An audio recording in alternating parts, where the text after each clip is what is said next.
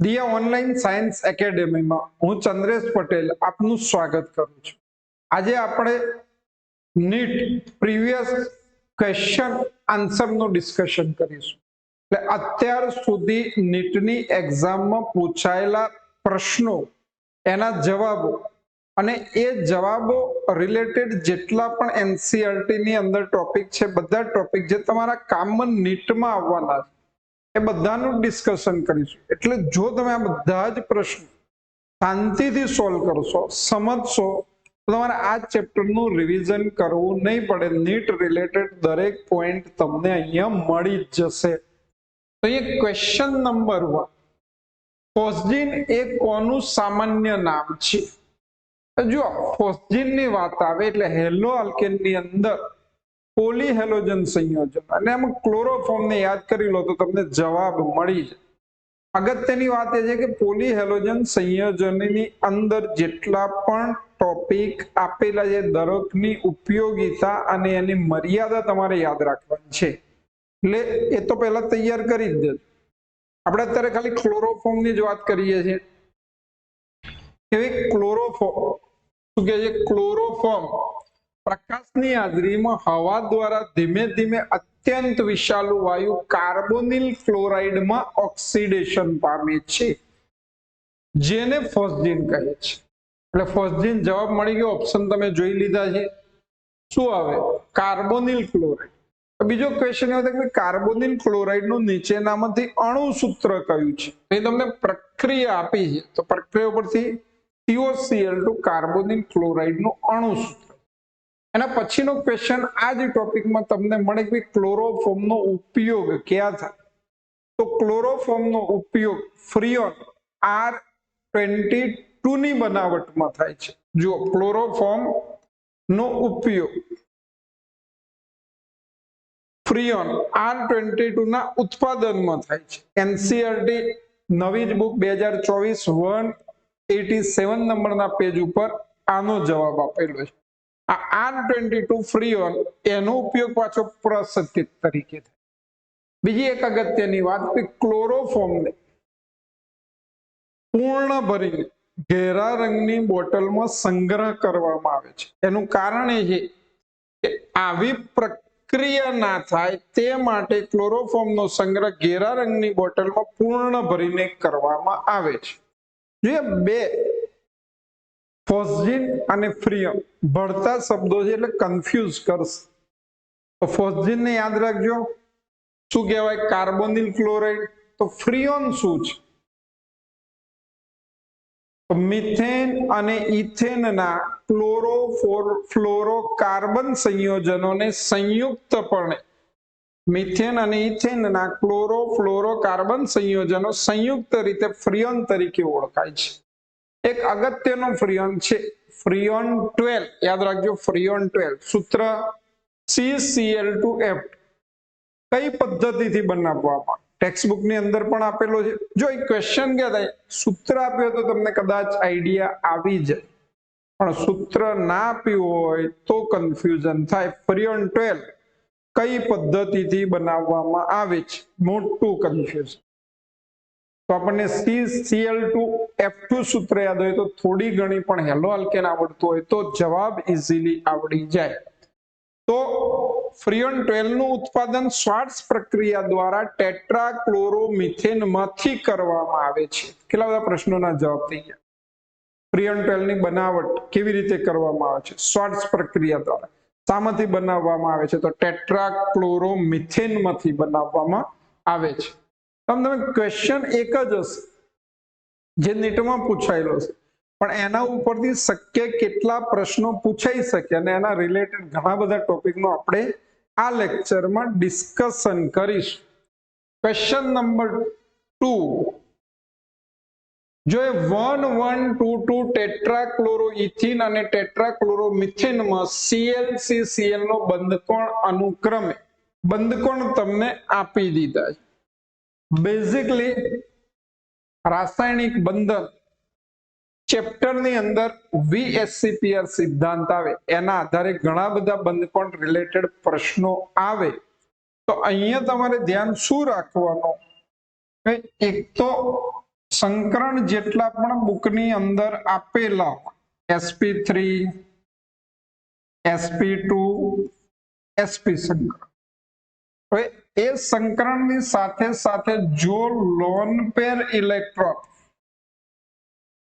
શૂન્ય હોય, કેવા હોય? શૂન્ય હોય બધામાં, તો એવો અણુ કેન્દ્રીય પરમાણુ, ધ્યાન રાખજો, લોન પેર ઇલેક્ટ્રોન શૂન્ય ધરાવે તો એવો અણુ નિયમિત ભૌમિતિક રચના ધરાવે, એટલે સંકરણમાં જે બંધકોણ હોય એ જ બંધકોણ તમને એ અણુમાં મળે. આટલી યાદ રાખવાનું, બંધકોણ આપણને આવડે છે.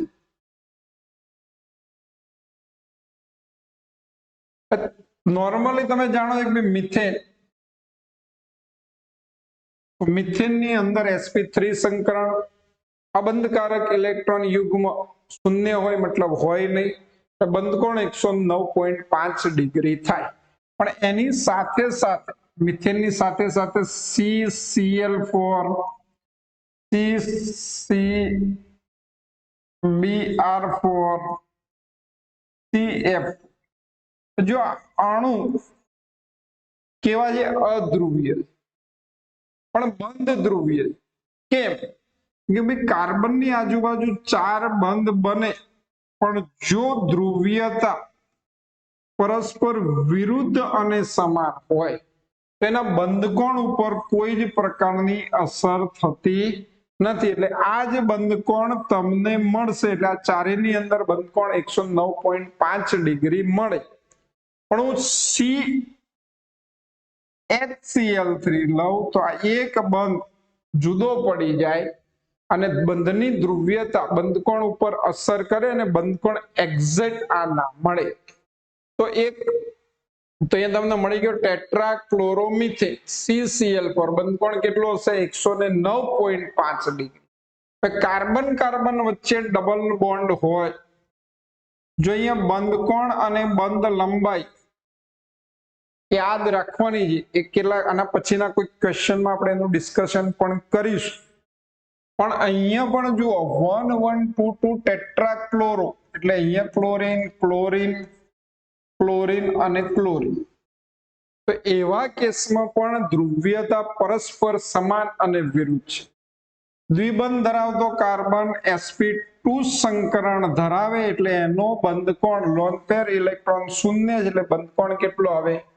120 ડિગ્રી નો આવે. અહીંયા ડિસ્કસ કરી લઈએ તો કાર્બન કાર્બન વચ્ચે ટ્રિપલ બોન્ડ હોય તો બંધકોણ 180 ડિગ્રી નું સંકરણ કયું થશે? sp સંકરણ મળે. એના બંધ લંબાઈની ડિસ્કસ આપણે કરતા જઈશું. તો અહીંયા તમારી સામે જવાબ છે કે 1122 ટેટ્રાક્લોરોઇથિન 120 ડિગ્રી અને ટેટ્રાક્લોરોમિથેન બંધકોણ 109.5 ડિગ્રી મળે. તો જવાબ આવશે તમારા સામે. જો બંધકોણ ઉપર અસર કરતા પરિબળો, તેની અંદર એક તો બંધકારક અને અબંધકારક ઇલેક્ટ્રોન યુગ્મોની હાજરીના કારણે અપાકર્ષણ થાય, repulsion between atoms or group attached to the central atom by increasing or decreasing the bond angle. એટલે બંધકારક અને અબંધકારક ઇલેક્ટ્રોન યુગ્મોની હાજરી અપાકર્ષણ દર્શાવે. Hybridisation as the s character of the s hybrid orbital increase, the bond angle is increased. એટલે સંકરણની અંદર s લાક્ષણિકતા વધે એમ બંધ કોણ વધે છે. જો સંકરણની વાત કરો તો sp3 સંકરણની અંદર તમે પર્સન્ટેજની વાત કરો તો s કેરેક્ટર આની અંદર 25% આવે અને p ઓર્બિટલ્સ માટે 75%. અહીંયા sp2 ની અંદર 3 ભાગ પડે એટલે 33.3 અને 66 point something. s કેરેક્ટર જેમ જેમ તમે આમ જાઓ એમ વધતું જાય, બંધ કોણ ઘટતો જાય. એક વાત.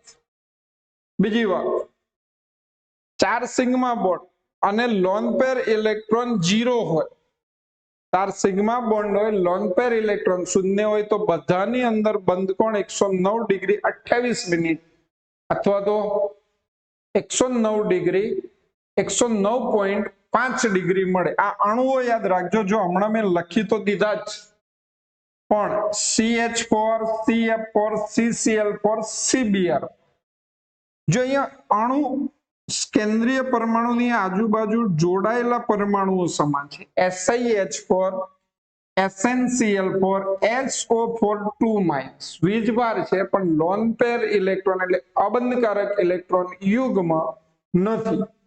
ClO4-, BF4-, NH4+ અને SiF4 આ બધાની અંદર બંધ કોણ 109.28 ડિગ્રી થશે. એટલે જરૂરી નથી ક્વેશ્ચનમાં આ બે જ પૂછે, કોઈ પણ અણુ આ રીતે પૂછાઈ શકે તો તમને એનો બંધ કોણ આવડવો જોઈએ. એ પછીની વાત છે. by increased lone pair electron bond angle decrease approximately by 2.5%. એટલે જો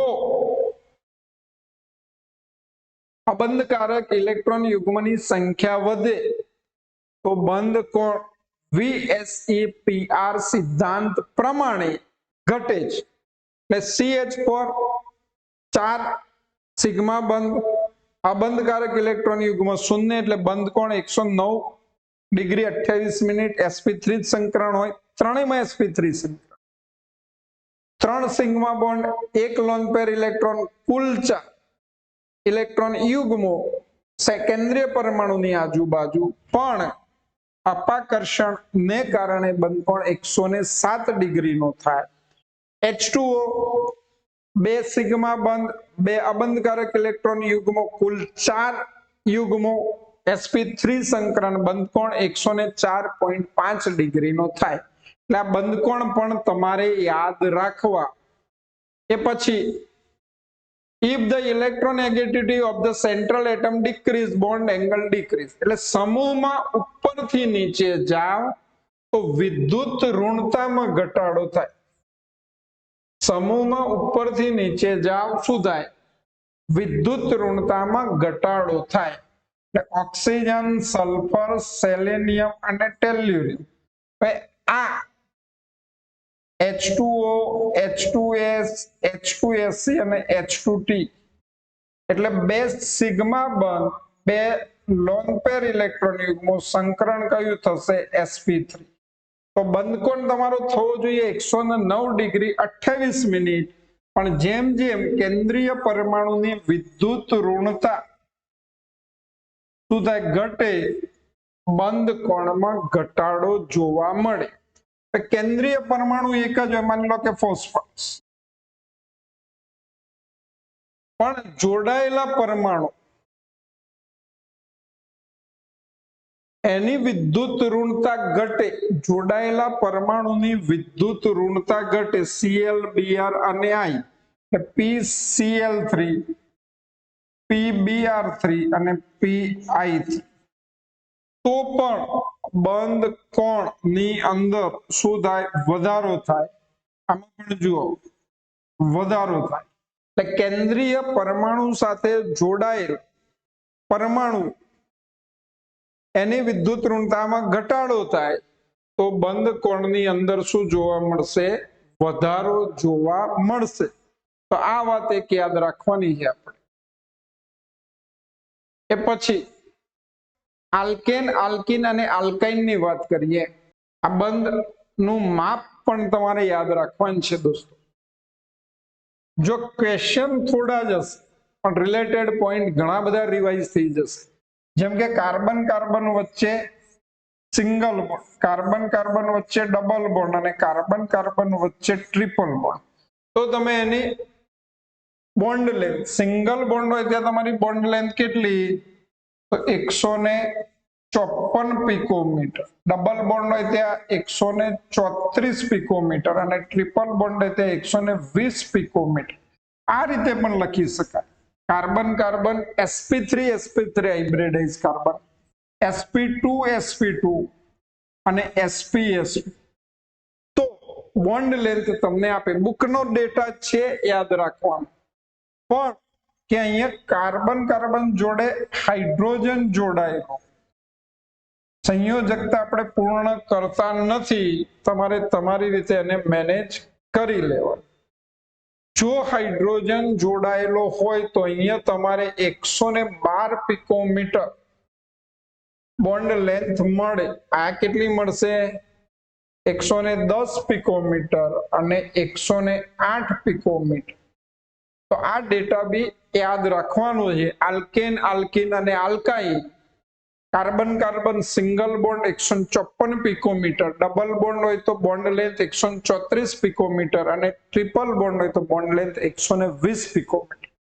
જો બંધની સંખ્યા વધે તો બંધ લંબાઈમાં ઘટાડો થાય, અને બંધ લંબાઈમાં ઘટાડો થાય તો એને તોડવા માટે ઉર્જા વધારે આપવી પડે, એટલે બોન્ડ એન્થાલ્પીની અંદર વધારો થશે. તો આ પણ એક પોઈન્ટ છે. ચલો એના પછીનો ક્વેશ્ચન, બહુ સરસ પ્રશ્ન. એ નીચે આપેલા બેન્ઝીનના ક્લોરો વ્યુત્પન્નમાંથી કયું વ્યુત્પન્ન જલીય NaOH સાથે ત્વરિત જળ વિભાજન પ્રક્રિયા આપીને હાઇડ્રોક્સિલ સમૂહ ધરાવતી નિપજ આપે? ક્લોરો વ્યુત્પન્ન બેન્ઝીન નું લેવાનું. કયું લેવાનું? ક્લોરો વ્યુત્પન્ન બેન્ઝીન. તમે શું લઈ શકો? Chloro benzene.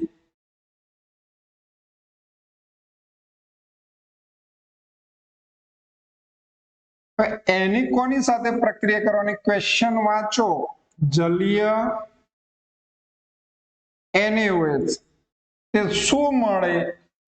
ક્લોરીન નું વિસ્થાપન થાય અને એની સ્થાને OH આવે.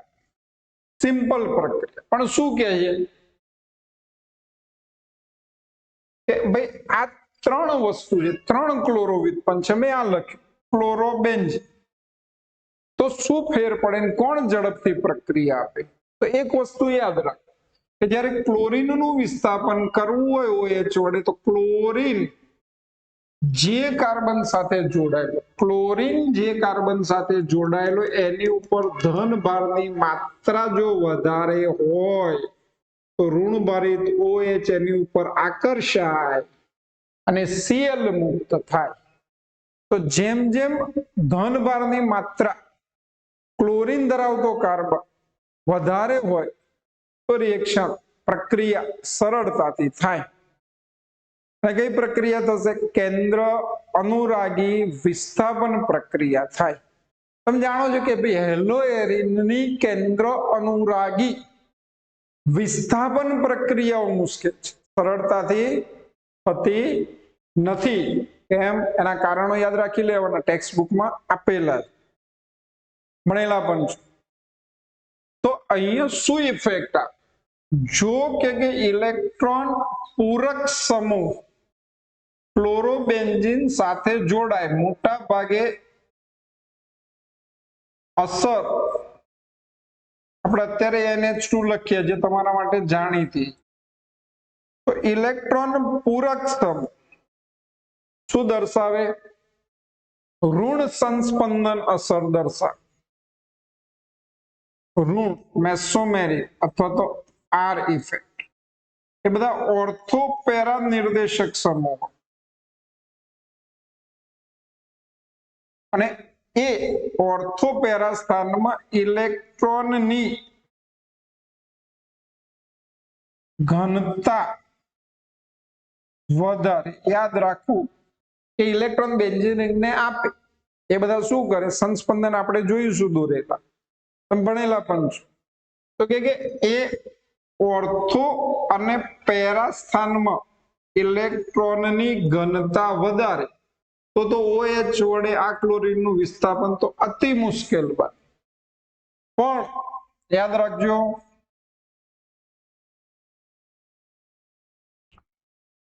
કે ભાઈ ક્લોરીન જે કાર્બન ધરાવે એ કાર્બન ઉપર મારે ધન ભારની માત્રા વધારવી છે. કયા ભારની માત્રા?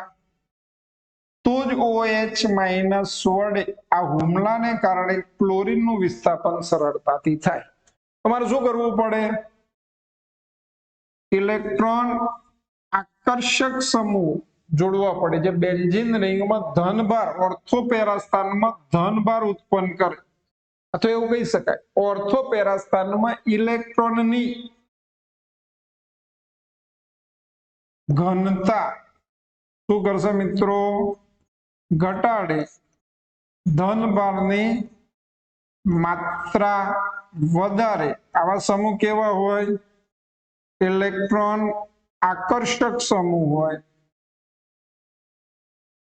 અને જે ઋણ સંસ્પંદન અસર દર્શાવે એનો મતલબ શું થાય કે જેમ જેમ NO2 સમૂહ ની સંખ્યા વધે એટલે ઇલેક્ટ્રોન આકર્ષક સમૂહની સંખ્યા વધે તેમ પ્રક્રિયા સરળતાથી થશે તેમ પ્રક્રિયા સરળતાથી થાય ઇલેક્ટ્રોન પૂરક સમૂહની સંખ્યા વધે તેમ તેમ પ્રક્રિયા મુશ્કેલ બને આટલું સમજ્યા પછી તમને જવાબ આવડી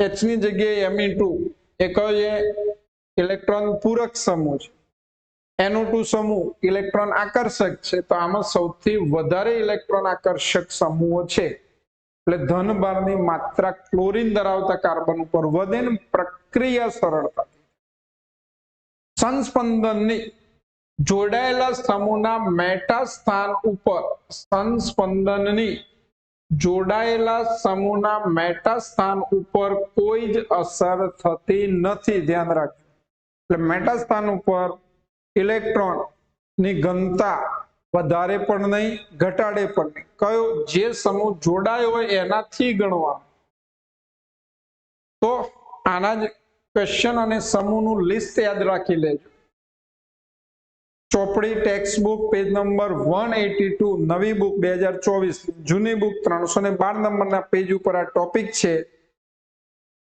જવાબ એ આવશે જો ઇલેક્ટ્રોન આકર્ષક સમૂહ એના ઓર્થો અને પેરા સ્થાન ઉપર ઇલેક્ટ્રોનની ઘનતા વધારે કેટલાક પોઈન્ટ ઋણ સંસ્પંદન અસર -R અસર પણ કહેવાય સમૂહોનું લિસ્ટ યાદ રાખી લેવાનું ઇલેક્ટ્રોન આકર્ષક સમૂહ છે મેટા નિર્દેશક સમૂહ ઓર્થો ને પેરા સ્થાનમાં ઇલેક્ટ્રોનની ઘનતા ઘટાડે અને ધન વીજભારની માત્રા વધારે છે મેટા સ્થાન પર કોઈ જ અસર જોવા મળતી નથી મેટા સ્થાન ઉપર કોઈ જ અસર જોવા મળે નહીં ધન સંસ્પંદન અસર +R વડે દર્શાવાય આ બધા જ સમૂહ ઇલેક્ટ્રોન પૂરક સમૂહ છે જે ઓર્થો પેરા નિર્દેશક સમૂહો છે ઓર્થો ને પેરા સ્થાનમાં ઇલેક્ટ્રોનની ઘનતા વધારે મેટા સ્થાનમાં કોઈ જ ફેરફાર જોવા મળતો નથી જો અહીંયા ઓર્થો ને પેરા ઉપર ઇલેક્ટ્રોનની ઘનતામાં શું થશે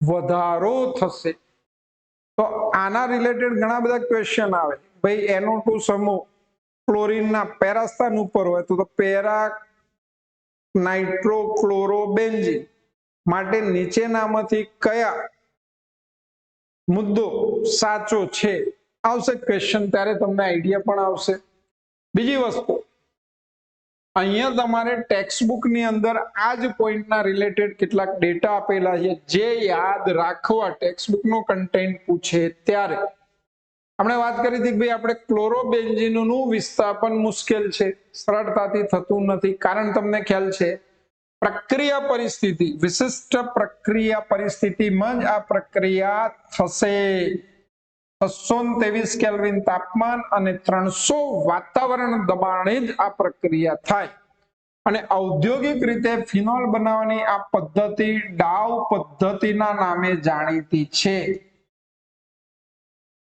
યાદ રાખી લેવું પણ કે જો હું NO2 પેરા સ્થાનમાં દાખલ કરું તો દબાણની જરૂર નથી ને તાપમાન ઓછું હોય તો પણ પ્રક્રિયા થશે તાપમાન યાદ રાખવાનું બીજા કેસ માટે 623 ની જગ્યાએ કેટલું થઈ ગયું 443 કેલ્વિન તાપમાન બે NO2 સમૂહ દાખલ કરવામાં આવે તો 443 ની પણ જરૂર ના પડે કેટલું થઈ જાય 368 કેલ્વિન તાપમાન તો નેચરલી ત્રીજો NO2 સમૂહ દાખલ કરું તો ખાલી તમારે સામાન્ય તાપમાને ગરમ કરવાનું NaOH ની પણ જરૂર નથી પાણીની હાજરીમાં પ્રક્રિયા થાય અને 2,4,6 ટ્રાઇનાઇટ્રોફિનોલ મળે.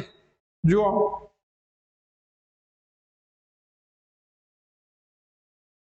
એટલે ઇલેક્ટ્રોન આકર્ષક સમૂહ ફરીથી યાદ રાખી લેજો. ઓર્થોને પેરા સ્થાન પર દાખલ થાય એટલે Cl ના ઓર્થોને પેરા સ્થાન પર દાખલ થાય ત્યારે આ અસર વધુ પ્રબળ બને.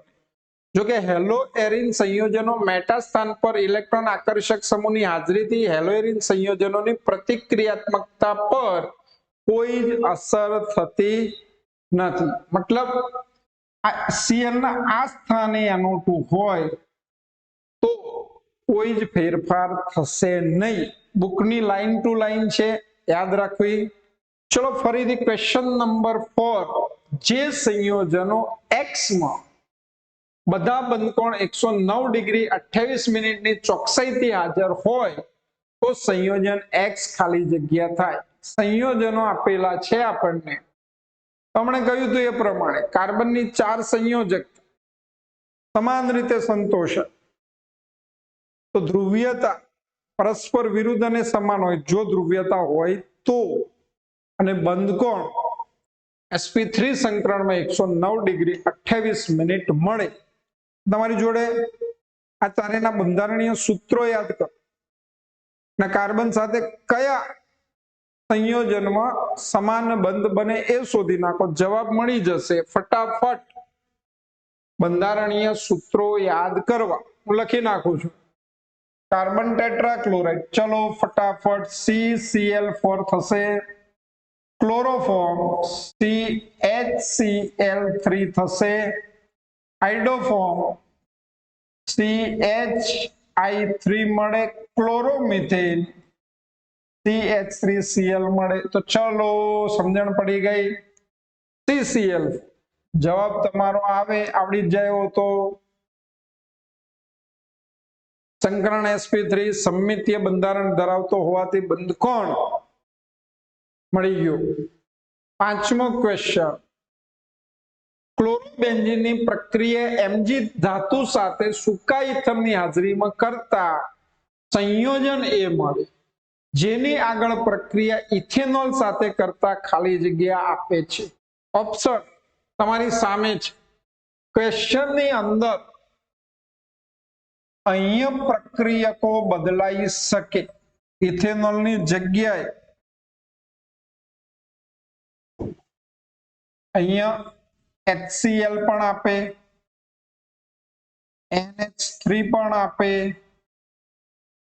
RNH2 પણ આપે તો પણ નિપજ સમાન મળશે. એને આપણે સમજ. ચલો આલ્કાઇલ હેલાઇડ કે એરાઇલ હેલાઇડ ની મેગ્નેશિયમ ધાતુ સાથે નિર્જળ ઇથરની હાજરીમાં પ્રક્રિયા કરો તો આલ્કાઇલ મેગ્નેશિયમ હેલાઇડ કે એરાઇલ મેગ્નેશિયમ હેલાઇડ મળે. આપણે બેન્ઝીન છે એટલે એરાઇલ કમ્પાઉન્ડ છે. ક્લોરોબેન્ઝીન એની મેગ્નેશિયમ ધાતુ સાથે કોની હાજરીમાં નિર્જળ ઇથર સાથે પ્રક્રિયા કરતા શું થશે?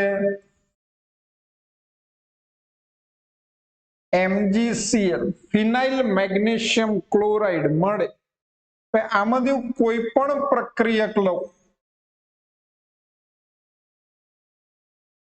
HCl બુકની લાઈન ટુ લાઈન છે જે હમણાં તમારા સામે આવશે. ભાઈ હાઇડ્રોજન એક તો ગ્રિગ્નાર્ડ પ્રક્રિયકાને કહેવાય અને ગ્રિગ્નાર્ડ પ્રક્રિયકની પ્રતિક્રિયાત્મકતા ઘણી બધી વધારે. એટલે હાઇડ્રોજન આપે તેવા પ્રક્રિયકો સાથે પ્રક્રિયા કરો તો અનુવર્તી હાઇડ્રોકાર્બન મળે. મતલબ આ અહીંથી નીકળી જાય. H અહીંયા અટેચ થઈ જાય, MgCl છૂટો પડે. એટલે એક તો તમારી નિપજ શું થઈ ગઈ? બેન્ઝીન પ્લસ MgCl અહીંયા વચ્ચે આવી જાય. એટલે MgCl તો હતો જ, પેલો Cl ક્યાં આવશે? અહીં. MgCl2 લખ. આ જ વસ્તુ NH3 સાથે પ્રક્રિયા કરતો સેમ વે NH3 નો એક H અહીંયા આવે તો વધ્યું શું NH2 અને H એક તો બેન્ઝીન તો મળે પ્લસ MgCl તો વચ્ચે શું લખવાનું NH એ જ રીતે C2H5OH ઇથેનોલ તો બેન્ઝીન તો મળશે આ H જતો રહ્યો ક્યાં અહીં તો બાકીનું શું મળશે MgCl C2H5O ટૂંકમાં આ બધા જ પ્રક્રિયકો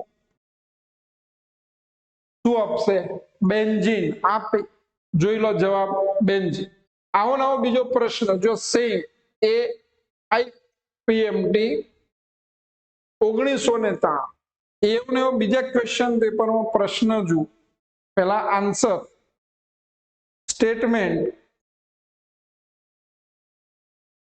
ગ્રિગ્નાર્ડ પ્રક્રિયક અતિ પ્રતિક્રિયાત્મક છે અને તે પ્રોટોનના કોઈ પણ સ્ત્રોત સાથે પ્રક્રિયા કરી હાઇડ્રોકાર્બન આપે છે કયા કયા સ્ત્રોત પાણી આલ્કોહોલ એમાઇન અનુવર્તી હાઇડ્રોકાર્બનમાં રૂપાંતરણ થાય ગ્રિગ્નાર્ડ પ્રક્રિયકનું અનુવર્તી હાઇડ્રોકાર્બનમાં રૂપાંતરણ થાય તો ક્વેશ્ચન સરસ છે ફેરવી શકાય જો બીજા ક્વેશ્ચનમાં ઇથેનોલની જગ્યાએ હેલોજન એસિડ આપ્યું છે શું આપ્યું છે હેલોજન એસિડ બાકી જવાબ તમને મળી ગયો તો કોઈ પણ આપે એમોનિયા પણ આપે જવાબ શું આવશે બેન્ઝીન હાઇડ્રોક્લોરિક એસિડ વાયુની બેન્ઝોઇલ પેરોક્સાઇડની હાજરીમાં પ્રોપીન સાથે પ્રક્રિયા કરતા ખાલી જગ્યા મળે છે ઓપ્શન તમારી સામે છે તમે વિચાર આપણા મગજમાં શું આવે તો પ્રોપીન અને હાઇડ્રોક્લોરિક એસિડ યોગશીલ પ્રક્રિયા થાય અને માર્કોનિકોવ અને પ્રતિમાર્કોનિકોવ મગજમાં આવે બેન્ઝોઇલ પેરોક્સાઇડ હોય તો પહેલું જ માઇન્ડ સેટ થાય પ્રતિમાર્કોનિકોવના નિયમ પ્રમાણે નિપજ મળે બંને નિપજ લખી જુઓ તમે લોકો તમને આઈડિયા આવશે તો પહેલું તો પ્રોપીન લીધું CH3 CH double bond CH2 બીજી વસ્તુ યાદ રાખજો કે આ પ્રક્રિયા કાર્બોકેટાયન બને પછી થાય મિકેનિઝમ કાર્બોકેટાયન છે જેનો કાર્બોકેટાયન સ્થાયી હોય તે નિપજની શક્યતાઓ વધી જશે અહીંયા CH3 CH2 આની આ જ વસ્તુ અહીં લખી દઉં બોન્ડ તોડી નાખ્યું CH3 CH ક્લોરીન એકની અંદર આપણે આની જોડે લઈ જઈએ H ને આની જોડે લઈ જઈએ તો શું થશે Cl અને Cl બીજા કેસમાં ક્લોરીન અહીંયા લઈ જઈએ તો CH2 Cl અને અહીંયા H તો આ તમારી થઈ 2 ક્લોરો પ્રોપેન અને પેલામાં 1 ક્લોરો બેન્ઝોઇલ પેરોક્સાઇડ હોય તો તમારા મગજમાં શું આવે મહત્તમ નિપજ આ બને પણ 11th સ્ટાન્ડર્ડ ટેક્સ્ટ બુકની લાઈન બેન્ઝોઇલ પેરોક્સાઇડમાં ફક્ત ને ફક્ત HBr પ્રતિ માર્કોનિકોવ પ્રમાણે નિપજ આપે પણ HCl અને HI માટે આવું થતું નથી તે પણ માર્કોનિકોવ ને જ અનુસરે છે તમારો જવાબ આવશે 2 ક્લોરોપ્રોપેન જોઈ લેને કઈ રીતે લખવું બુકનું સ્ટેટમેન્ટ છે 11th સ્ટાન્ડર્ડ વાંચી લો સમજાવી દીધું છે આન્સર આવશે 2 ક્લોરોપ્રોપેન લખી શકો છો સ્ટેટમેન્ટ યાદ રાખી શકો છો MCQ માટે બહુ સરસ છે ગેમેક્સિન ને ખાલી જગ્યા કહે છે option standard 11 benzyl chloride, benzene hexachloride, chlorobenzene કે બ્રોમોહેક્ઝીન. જો 11th સ્ટાન્ડર્ડ એની અંદર બેન્ઝીન નું બંધારણ નક્કી કરવાની એક પ્રક્રિયા આપી હતી. એકાંતરે ત્રિબંધ છે એટલે 3 ક્લોરીન વાયુના અણુઓ સૂર્યપ્રકાશની હાજરીમાં તો અલ્ટ્રાવાયોલેટ રેઝની હાજરીમાં પ્રક્રિયા કરે તો દ્વિબંધ તૂટે, યોગશીલ પ્રક્રિયા થાય ને આવી કંઈક નિપજ મળે જેનું નામ આમ તો લખ્યા તો શું થાય હેક્ઝા ક્લોરોસાયક્લોહેક્ઝેન, પણ જેને બેન્ઝીન હેક્સાક્લોરાઇડ કહેવાય ને જેનું નામ શું છે ગેમેક્સિન છે. તો સ્ટેટમેન્ટ બુકનું કંઈક આવું આવશે, યાદ રાખી લેજો. પારજાંબલી પ્રકાશની હાજરીમાં ક્લોરીનના 3 અણુઓ બેન્ઝીન અણુમાં ઉમેરાઈને બેન્ઝીન હેક્સાક્લોરાઇડ બનાવે જેને ગેમેક્સિન કહે છે. તો બુક એનસીઈઆરટી એને પણ વાંચતા રહેવું જોઈએ. હાલો, જો એક ક્વેશ્ચન છે આલ્કાઇલ હેલાઇડ નું આલ્કોહોલમાં રૂપાંતર ખાલી જગ્યા દ્વારા થાય એટલે ઓપ્શન તમારી સામે. હવે આલ્કાઇલ હેલાઇડ તમે જાણો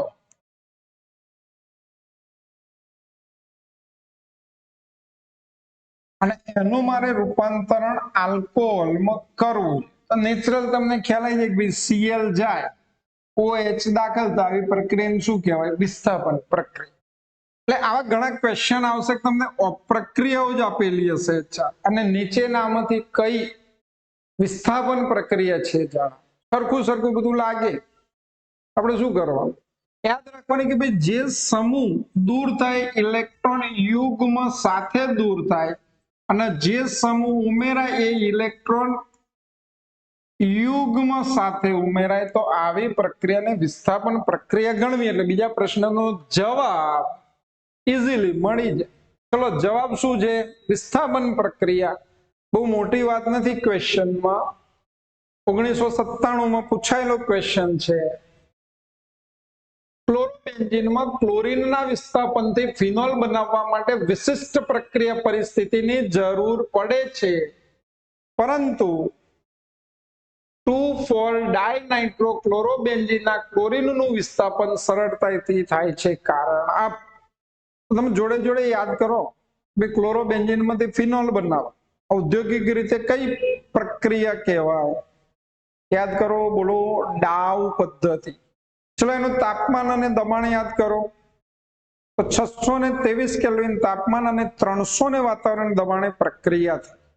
વિશિષ્ટ પ્રક્રિયા પરિસ્થિતિની જરૂર પડે. બીજું બંધારણીય સૂત્ર યાદ કરો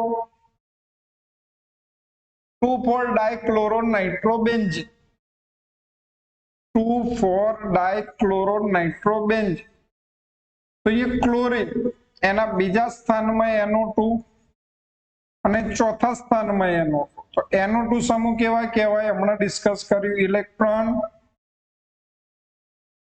આકર્ષક સમૂહ. એ હંમેશા શું કરે તો ઓર્થો અને પેરા સ્થાનમાં આનું ઓર્થો સ્થાન આનું પેરા આનું ઓર્થો સ્થાન અને આનું પણ ઓર્થો સ્થાન આનું પેરા સ્થાન. ઓર્થો અને પેરા સ્થાનમાં ઇલેક્ટ્રોનની ઘનતા ઘટાડે અને મેટા સ્થાનની અંદર કોઈ જ અસર જોવા મળતી નથી. આટલા મુદ્દા યાદ હોય તો ઓપ્શન તમને સામે આવશે. આન્સર ફટાફટ આવડી ડિસ્કસ થઈ ગયેલો પોઈન્ટ છે. જો હવે કેટલા બધા એવા પ્રશ્નો આવશે જે તમને સરળતાથી આવડી જશે આટલી ચર્ચા પછી. NO2 સમૂહ બેન્ઝીન વલયને ઓર્થો અને પેરા સ્થાન પર ઇલેક્ટ્રોનથી સંતૃપ્ત કરે છે. વધારે ઘનતા ના વધારે. NO2 સમૂહ ઇલેક્ટ્રોન ખેંચે ઘનતા ઘટાડે ખોટું. NO2 સમૂહ મેટા સ્થાન પરથી ઇલેક્ટ્રોન આકર્ષિત કરે છે. હમણાં જ કહ્યું કોઈ પણ સમૂહ મેટા સ્થાનને અસર કરતો જ નથી. પછી ઇલેક્ટ્રોન આકર્ષક હોય કે ઇલેક્ટ્રોન પૂરક હોય ખોટું. NO2 સમૂહ મેટા સ્થાન પરથી ઇલેક્ટ્રોન દાન કરે છે. NO2 સમૂહ મેટા સ્થાન પર ઇલેક્ટ્રોન દાન કરે છે ખોટી વાત છે. NO2 સમૂહ ઓર્થો પેરા સ્થાન પરથી ઇલેક્ટ્રોન આકર્ષિત કરે છે. વાત કરી સાચી વાત છે ને, સાચી વાત છે તો એ જવાબ છે આપણો. એની એ જ વાર્તા ફરીથી બુકની લાઈનો છે, સમજવું હોય તો એને આ રીતે તમે સમજી શકો. આન્સર ડી આવશે. પછીનો ક્વેશ્ચન, ડિહાઇડ્રોહેલોજિનેશન પ્રક્રિયા માટે હેલોજનનો પ્રતિક્રિયાત્મકતાનો ક્રમ જણાવો.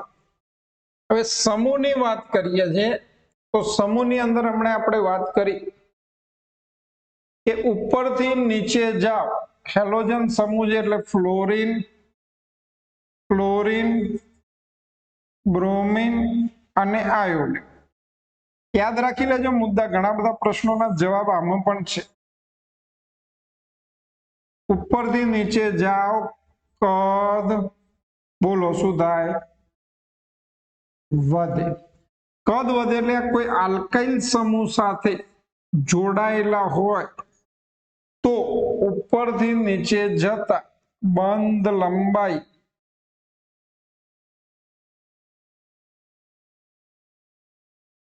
શું થશે? વધે. બંધ લંબાઈ વધે તો બંધને તોડવા માટે શું કરવું પડે? ઓછી ઉર્જા આપવી પડે, એટલે બંધ એન્થાલ્પી ઘટે. અને બંધ એન્થાલ્પી ઘટે તો સક્રિયતા વધે. પૂછાયેલો ક્વેશ્ચન છે કે ભાઈ આની સક્રિયતા, હું આની જગ્યાએ આર કરી દઉં, આલ્કાઇલ સમૂહ છે તો આની જગ્યાએ શું કરી દઉં? R, R, R, R. તો આલ્કાઇલ સમૂહમાં તમને મળી જાય જવાબ RI, RBr, RCl અને RF. તો તમારો જવાબ આવશે બી. જવાબ કયો આવે? બી. પછીનો, નીચેનામાંથી કયા સંયોજનનું કેન્દ્ર અનુરાગી વિસ્થાપન માત્ર SN1 પ્રક્રિયાથી થાય છે? ચલો, બહુ જ અગત્યની વાત છે હેલો આલ્કેન સંયોજનો માટે.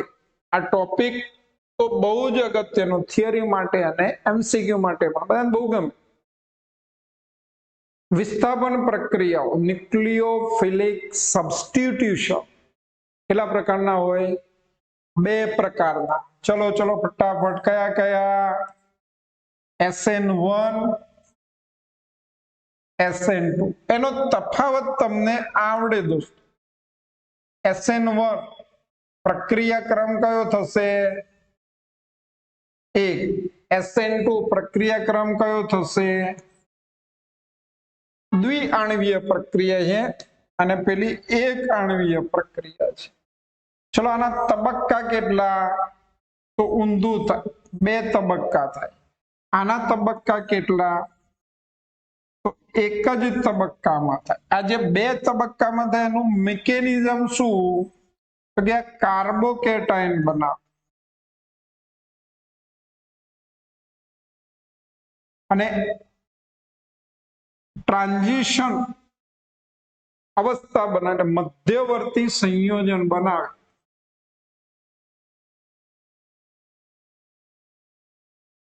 જે તબક્કો નથી પણ બનવું અને તૂટવું એક સાથેની પ્રક્રિયા થાય. એટલે અહીંયા પ્રક્રિયાની પ્રતિક્રિયાત્મકતાની વાત કરીએ તો જે સ્થાયી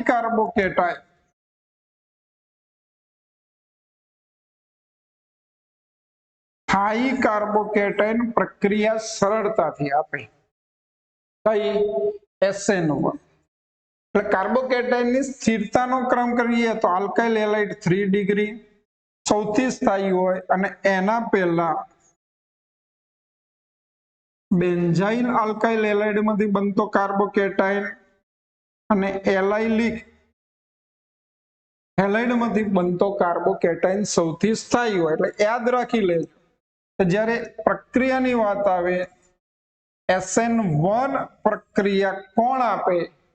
તો 3 ડિગ્રી બેન્ઝાઇલિક હેલાઇડ અને એલાઇલિક હેલાઇડ SN1 પ્રક્રિયા તરત જ આપશે. મધ્યવર્તી સંયોજનની વાત કરીએ તો મોટા ભાગે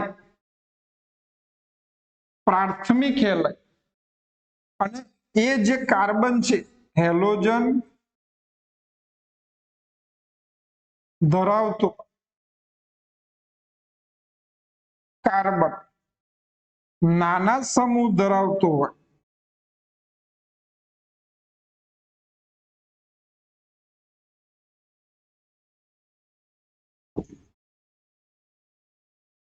તે મધ્યવર્તી સંયોજનમાં સરળતાથી Cl ને છૂટો કરી OH ને દાખલ થવા દે અવકાશીય અવરોધક અસરને કારણે એટલે 1 ડિગ્રી આલ્કાઇલ હેલાઇડ હંમેશા SN2 પ્રક્રિયા સરળતાથી આપે.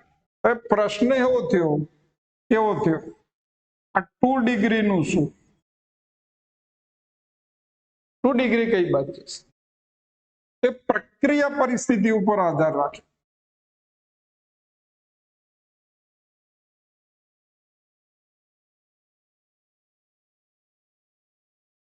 જો 1 ડિગ્રીની આજુબાજુ મોટા સમૂહ હોય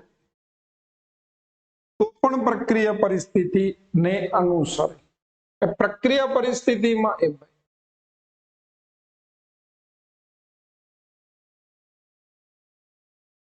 પ્રક્રિયા પરિસ્થિતિમાં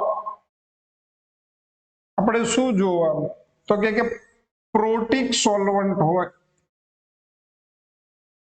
સોલ્વન્ટ એટલે દ્રાવણ.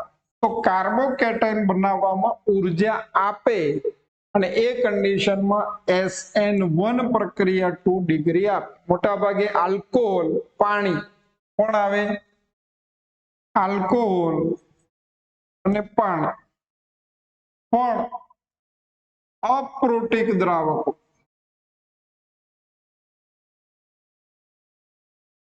મોટા ભાગે DMF અને DMSO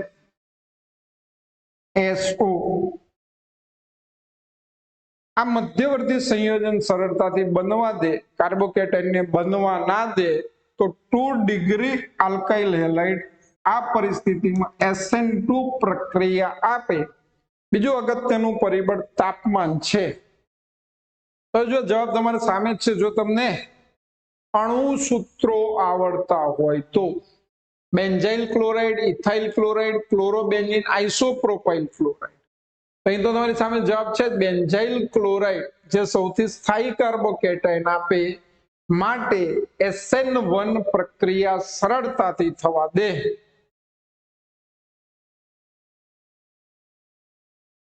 જવાબ પ્રક્રિયાની પ્રતિક્રિયાત્મકતાનો ક્રમ પણ યાદ રાખી લેજો. ચલો હમણાં જ સમજાવી એની જ વાત ફરીથી તમે યાદ કરો. પ્રક્રિયા આપી છે, સોલ્વન્ટ બી આપ્યો છે, DMF SN2 પ્રક્રિયા. પ્રતિસ્થાપન પ્રક્રિયામાં નીચેનામાંથી કોનો સૌથી ઊંચો સંબંધિત દર હશે? કોણ સૌથી ઝડપી પ્રક્રિયા આપશે? તો પહેલું તમારે શું જોવા? હેલાઇડ પ્રાથમિક, દ્વિતીયક કે તૃતીયક છે? પ્રાથમિક હોય તો એક તો SN2 પ્રક્રિયા, બીજું શું કહ્યું હતું? યાદ કરો શું કર્યું? તો પ્રાથમિક આલ્કાઇલ હેલાઇડ હોય તો હેલોજન ધરાવતા કાર્બન સાથે નાના સમૂહ હોય તો પ્રક્રિયા સરળતાથી. અવકાશીય અવરોધક ઓછી હોવાને કારણે પણ હેલોજન સમૂહ ધરાવતો કાર્બન મોટા સમૂહ ધરાવે તો અવકાશીય અવરોધક અસરને કારણે મધ્યવર્તી સંયોજન બનતું નથી સરળતાથી. એટલે પ્રક્રિયા સરળતાથી થતી નથી. ચલો પહેલા તો હેલોજન ધરાવતો કાર્બન બીજા એક કાર્બન સાથે 1 ડિગ્રી, હેલોજન ધરાવતો કાર્બન બીજા એક કાર્બન સાથે 1 ડિગ્રી. ચલો હેલોજન ધરાવતો કાર્બન બીજા એક કાર્બન સાથે 1 ડિગ્રી આવડી જાય. 1 ડિગ્રી બધા જ 1 ડિગ્રી. પણ સૌથી નાનો સમૂહ કયો? અહીંયા છે. પછી બીજા નંબરે અહીંયા આવે, ત્રીજા નંબરે અહીં અને ચોથા નંબરે ભાગ આવે. એટલે પ્રક્રિયાની પ્રતિક્રિયાત્મકતા DAB અને C. કારણ નાના સમૂહ સરળતાથી આપે, મોટા સમૂહમાં શું થાય? અવકાશીય અવરોધક અસર જોવા મળે અને અવકાશીય અવરોધક અસરને કારણે આ પ્રક્રિયા મુશ્કેલ બને તો જવાબ તમારી સામે છે, વાંચી શકો છો, સમજી શકો છો. બિન પ્રોટિક દ્રાવકો એને તમને હમણાં કહી દીધું, લાઈન યાદ રાખજો. પછીનો ક્વેશ્ચન આ પણ તમારે સમજવા માટે 1 ડિગ્રીનો પ્રતિક્રિયાત્મકતાનો ક્રમ યાદ રાખી લેવાનો, બાકી સમજાયેલી લાઈનો છે. ડીએમએફ અને ડીએમએસઓ જેવા અપ્રોટિક દ્રાવકો કેન્દ્ર અનુરાગી પ્રક્રિયા આગળ વધારે છે. કઈ SN2 એ લાઈન પણ યાદ રાખવી. ચલો હમણાં જ કહ્યું તો સરસ મજાનો ક્વેશ્ચન, પ્રશ્ન વાંચી અને ઓપ્શન અને એની અંદરથી જવાબ તમારે શોધવો. કેન્દ્ર અનુરાગી વિસ્થાપન પ્રક્રિયા તો હમણાં શું કહ્યું હતું કે ભાઈ એક એવો સમૂહ અણુમાંથી ઇલેક્ટ્રોન યુગ્મ લઈને છૂટો પડે જેને લિવિંગ ગ્રુપ કહેવાય, દૂર થનારો છે. અને બીજો એવો સમૂહ જે ઇલેક્ટ્રોન યુગ્મ સાથે કાર્બન સાથે જોડાય, ઇલેક્ટ્રોન યુગ્મ સાથે અથવા ઇલેક્ટ્રોન યુગ્મ લઈને કાર્બન સાથે જોડાય. તો આવી આ પ્રક્રિયામાં એવું જેમ થાય એ પ્રક્રિયા વિસ્થાપન પ્રક્રિયા હોય. કઈ? કેન્દ્ર અનુરાગી વિસ્થાપન પ્રક્રિયા. આ ધાતુ છે ઇલેક્ટ્રોન યુગ્મની વાત આવે નહીં, હાઇડ્રોજનમાં વાત મુશ્કેલ છે. મેગ્નેશિયમની જોડે ઇલેક્ટ્રોન યુગ્મ લઈને ના જાય, ઇલેક્ટ્રોન યુગ્મ કોકને આપી દે ખરું, પણ ઇલેક્ટ્રોન યુગ્મ સાથે ધાતુ જોડાય નહીં, કારણ કે ઋણ ભારિત ક્યારે પણ બને નહીં. કેવો? એચમાં OH- અને એક્સમાં X- આ બંનેની હેરાફેરી થઈ જાય એટલે આ પ્રક્રિયા કેન્દ્ર અનુરાગી વિસ્થાપન પ્રક્રિયા કહેવાય. દોસ્તો પડી ખબર? કેટલું ઈઝી છે. નેક્સ્ટ ક્વેશ્ચન વાંચી શકો છો, જે સમજાવ્યું એ જ વાત છે. જવાબ 15મો પ્રશ્ન. ક્વેશ્ચન વાંચો. ટ્રાઇક્લોરોએસિટાલ્ડિહાઇડ CCl3CHO એનું સૂત્ર ક્લોરોબેન્ઝીન સાથે સલ્ફ્યુરિક એસિડની હાજરીમાં પ્રક્રિયા કરે તો નિપજ ખાલી જગ્યા બને. અત્યારે એનસીઈઆરટીની ટેક્સ્ટબુકમાં ટોપિક છે નહીં, પણ સમજવું. અને જે નિપજ બને એનું નામ તમારે યાદ કરવાનું, સામાન્ય નામ, IUPAC નામ, અને એમાં સિગ્મા બંધ અને પાઈ બંધની સંખ્યા શોધી નાખ. ક્વેશ્ચન સિગ્મા બંધ અને પાઈ બંધનો વારંવાર પૂછાય છે. શું કહ્યું? ટ્રાઇક્લોરોએસિટાલ્ડિહાઇડ, એને આપણે આવી રીતે કંઈક લખીએ,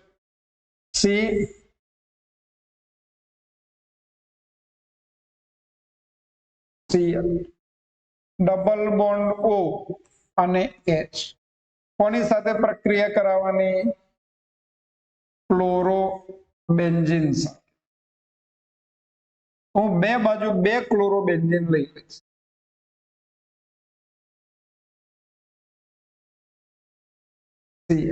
અહીંયા પણ આપણે એવું જ કર્યું. હવે ખ્યાલ આવે કે આ ઓક્સિજન અહીંથી જતો રહે, આનો હાઇડ્રોજન અને આનો હાઇડ્રોજન, 2 હાઇડ્રોજન જશે એટલે આ જોડે કાર્બન સાથે ઓક્સિજન જતો રહેશે, અહીંથી હાઇડ્રોજન કાર્બન. તો આ સૂત્ર જે છે કોનું છે? DDT ની બનાવટ છે. તમે શોધી નાખો, મેચ કરો તો જવાબ કયો આવશે? DDT. ડી. આની અંદર તમારે સિગ્મા અને પાઈ બંધ જાતે શોધો. ભૂલ ક્યાં કરશું આપણે?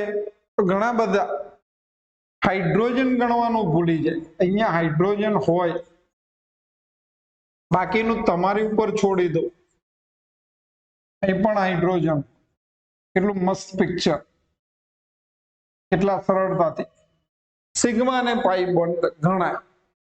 પરીક્ષાની અંદર નામ આપી દે DDT અને એની અંદર સિગ્મા ને પાઈ બંધ શોધો, તો પહેલો જ પ્રશ્ન કે આપણને સૂત્ર આવડે, અણુ સૂત્ર આવડે તો તમે સિગ્મા પાઈ બંધ સુધી પહોંચો, નહીં તો પહોંચાય નહીં. કેમેસ્ટ્રીની અંદર યાદ રાખજો જેટલા પણ સૂત્રો આપે છે એનું સામાન્ય નામ, IUPAC નામ અને સૂત્ર આ તો તમને આવડવું જ જોઈએ. અમે ટેક્સ્ટ બુકના તો ખાસ દુનિયાભરના યાદ નહીં કરો ચાલશે, પણ બુકની અંદર જે આપેલા છે 11 અને 12th ની અંદર એ તો તમને આવડવા જોઈએ, તો જ ઓર્ગેનિક કેમેસ્ટ્રી થોડું ઘણું ઈઝી લાગશે, નહીં તો તકલીફ કરે. જવાબ ડી આવશે. ચલો, નીચેનામાંથી કયું સંયોજન SN1 પ્રક્રિયામાં સૌથી વધુ ક્રિયાશીલ હશે? હમણાં આપણે એક લાઈન બોલ્યા હતા, કઈ લાઈન?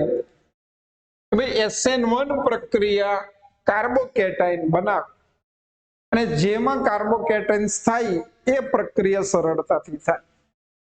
આપણે જે જોયા સૂત્રમાં બેન્ઝાઇલ ક્લોરાઇડમાંથી બનતો બેન્ઝાઇલ કાર્બોકેટાઇન સૌથી સરળતાથી પ્રક્રિયા. એનો મતલબ શું થયું? આ કાર્બન સાથે બેન્ઝીન રિંગને C6H5 કહેવાય. તો જેટલી વધારે બેન્ઝીન રિંગ જોડાય એટલી વધારે કાર્બોકેટાઇનની સ્થિરતા હોય, કારણ કે સંસ્પર્શ, અને એટલો સરળતાથી SN1 પ્રક્રિયા આપે. સપોઝ હું આને આવું કરી દઉં, પછી ઉપરના ક્વેશ્ચનમાં તમે આને મેચ કરતા જાઓ.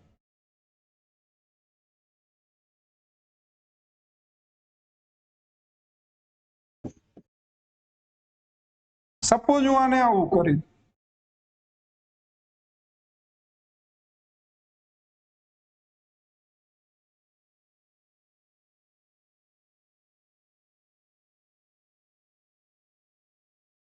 અને એવું ના કરું અને બધા જ ફિનાઇલ રિંગ કાર્બન સાથે જોડું,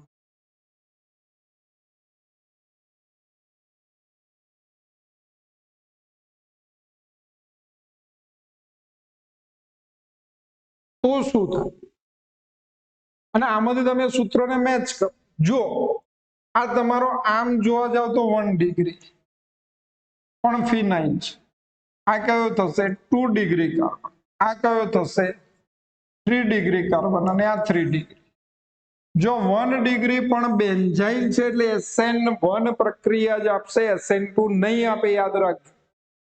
પણ સૌથી વધારે આ 3 ડિગ્રી, અને એની અંદર પણ આમાં એક જ ફિનાઇલ રિંગ અને આની અંદર 3 ફિનાઇલ રિંગ. તો 3 ફિનાઇલ રિંગ વાળો સૌથી સરળતાથી આપે. તમે કોઈમાં 3 છે એ જુઓ પહેલા.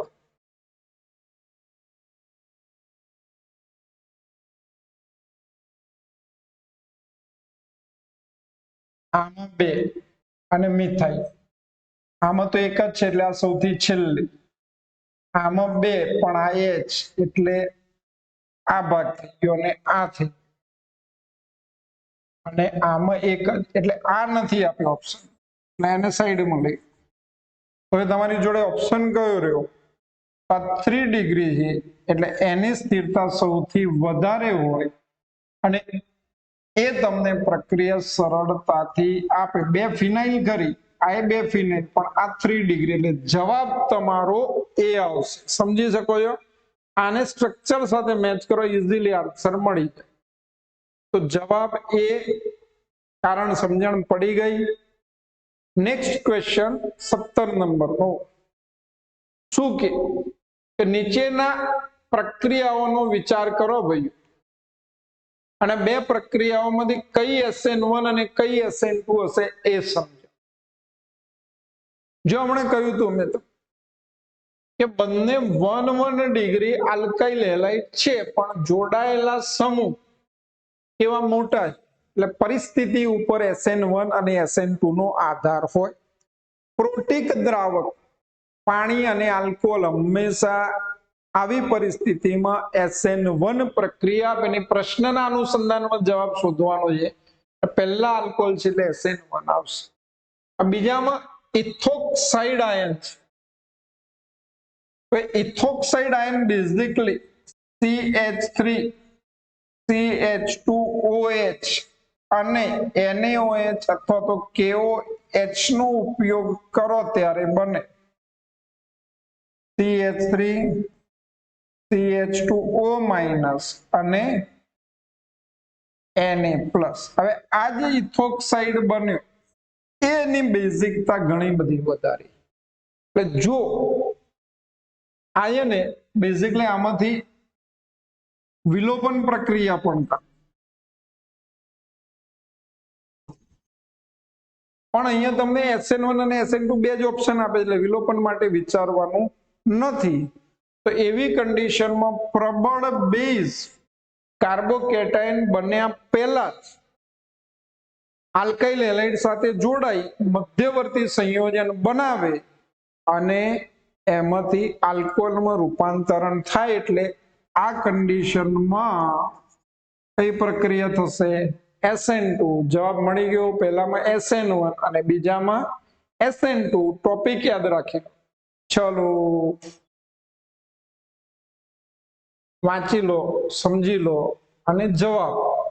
નેક્સ્ટ ક્વેશ્ચન, નીચે આપેલા સંયોજનની Br2 અને FeBr3 ની હાજરીમાં પ્રક્રિયા કરતા કઈ નિપજ બને? જાઇલિન કયું? જે મેટાજાઇલિન આપ્યું છે. નિપજો તમારી સામે. પહેલી જ વાત કે ભાઈ આ તો છે જ, કોની સાથે પ્રક્રિયા કરવાની? FeBr3 plus Br. એટલે આમાંથી Br પ્લસ બને. પ્રક્રિયા કઈ કહેવાય? તો ઇલેક્ટ્રોન અનુરાગી વિસ્થાપન પ્રક્રિયા થશે. એટલે મિથાઇલ સમૂહ ઓર્થોપેરા નિર્દેશક છે. એટલે Br મિથાઇલના કયા સ્થાને જાય? તો એક શક્યતા રે આ ઓર્થો સ્થાન. બીજી શક્યતા કઈ રે? તો એકબીજાના ઓર્થોન પેરા સ્થાન જોતા CH3 CH3 આનું ઓર્થો અહીંયા અને આનું પેર. ત્રીજી શક્યતા કઈ રે?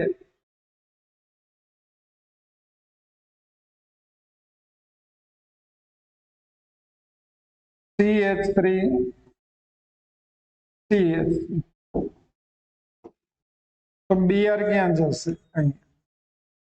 ચલો આનું આ મેટાસ, આનું પણ મેટાસ્થાન, એટલે અહીંયા શક્ય નથી. હવે નિપજજો. એક વસ્તુ યાદ રાખજો કે ભાઈ આ જે Br અહીંયા જવાનો છે અવરોધક અસરને કારણે યાદ રાખવું પડશે. શક્ય નથી. હવે તમે જવાબ શોધો. તો આ Br શક્ય નથી. આ બને, આ બને, આ નહીં બને અવરોધક અસરને કારણે.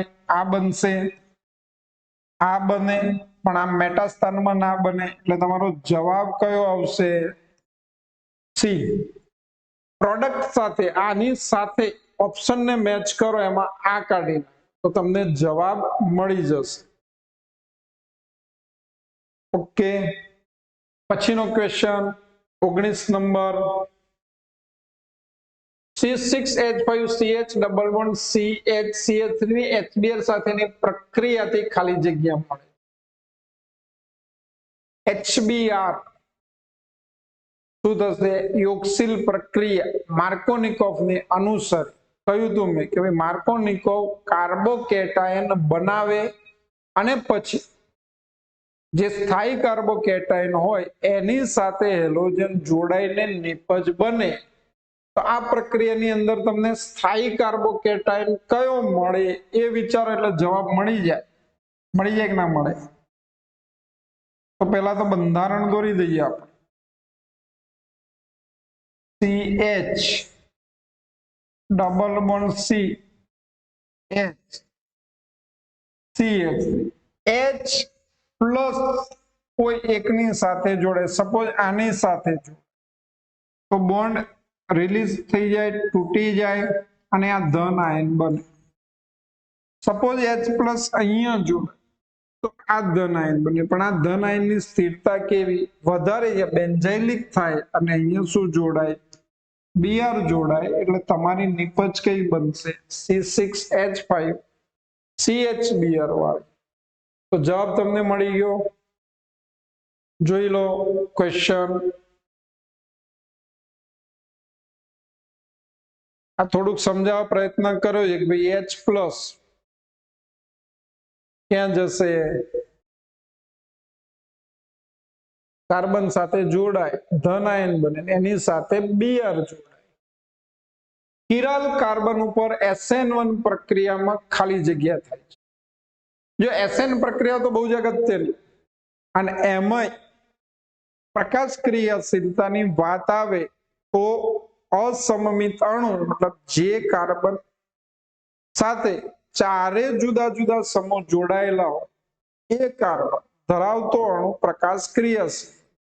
તો SN1 પ્રક્રિયાની વાત કરીએ તો તમે સપોઝ એક કાર્બન છે એની સાથે 3 સમૂહ જોડાયેલા છે, ડબલ ડેશ ડેશ અને R.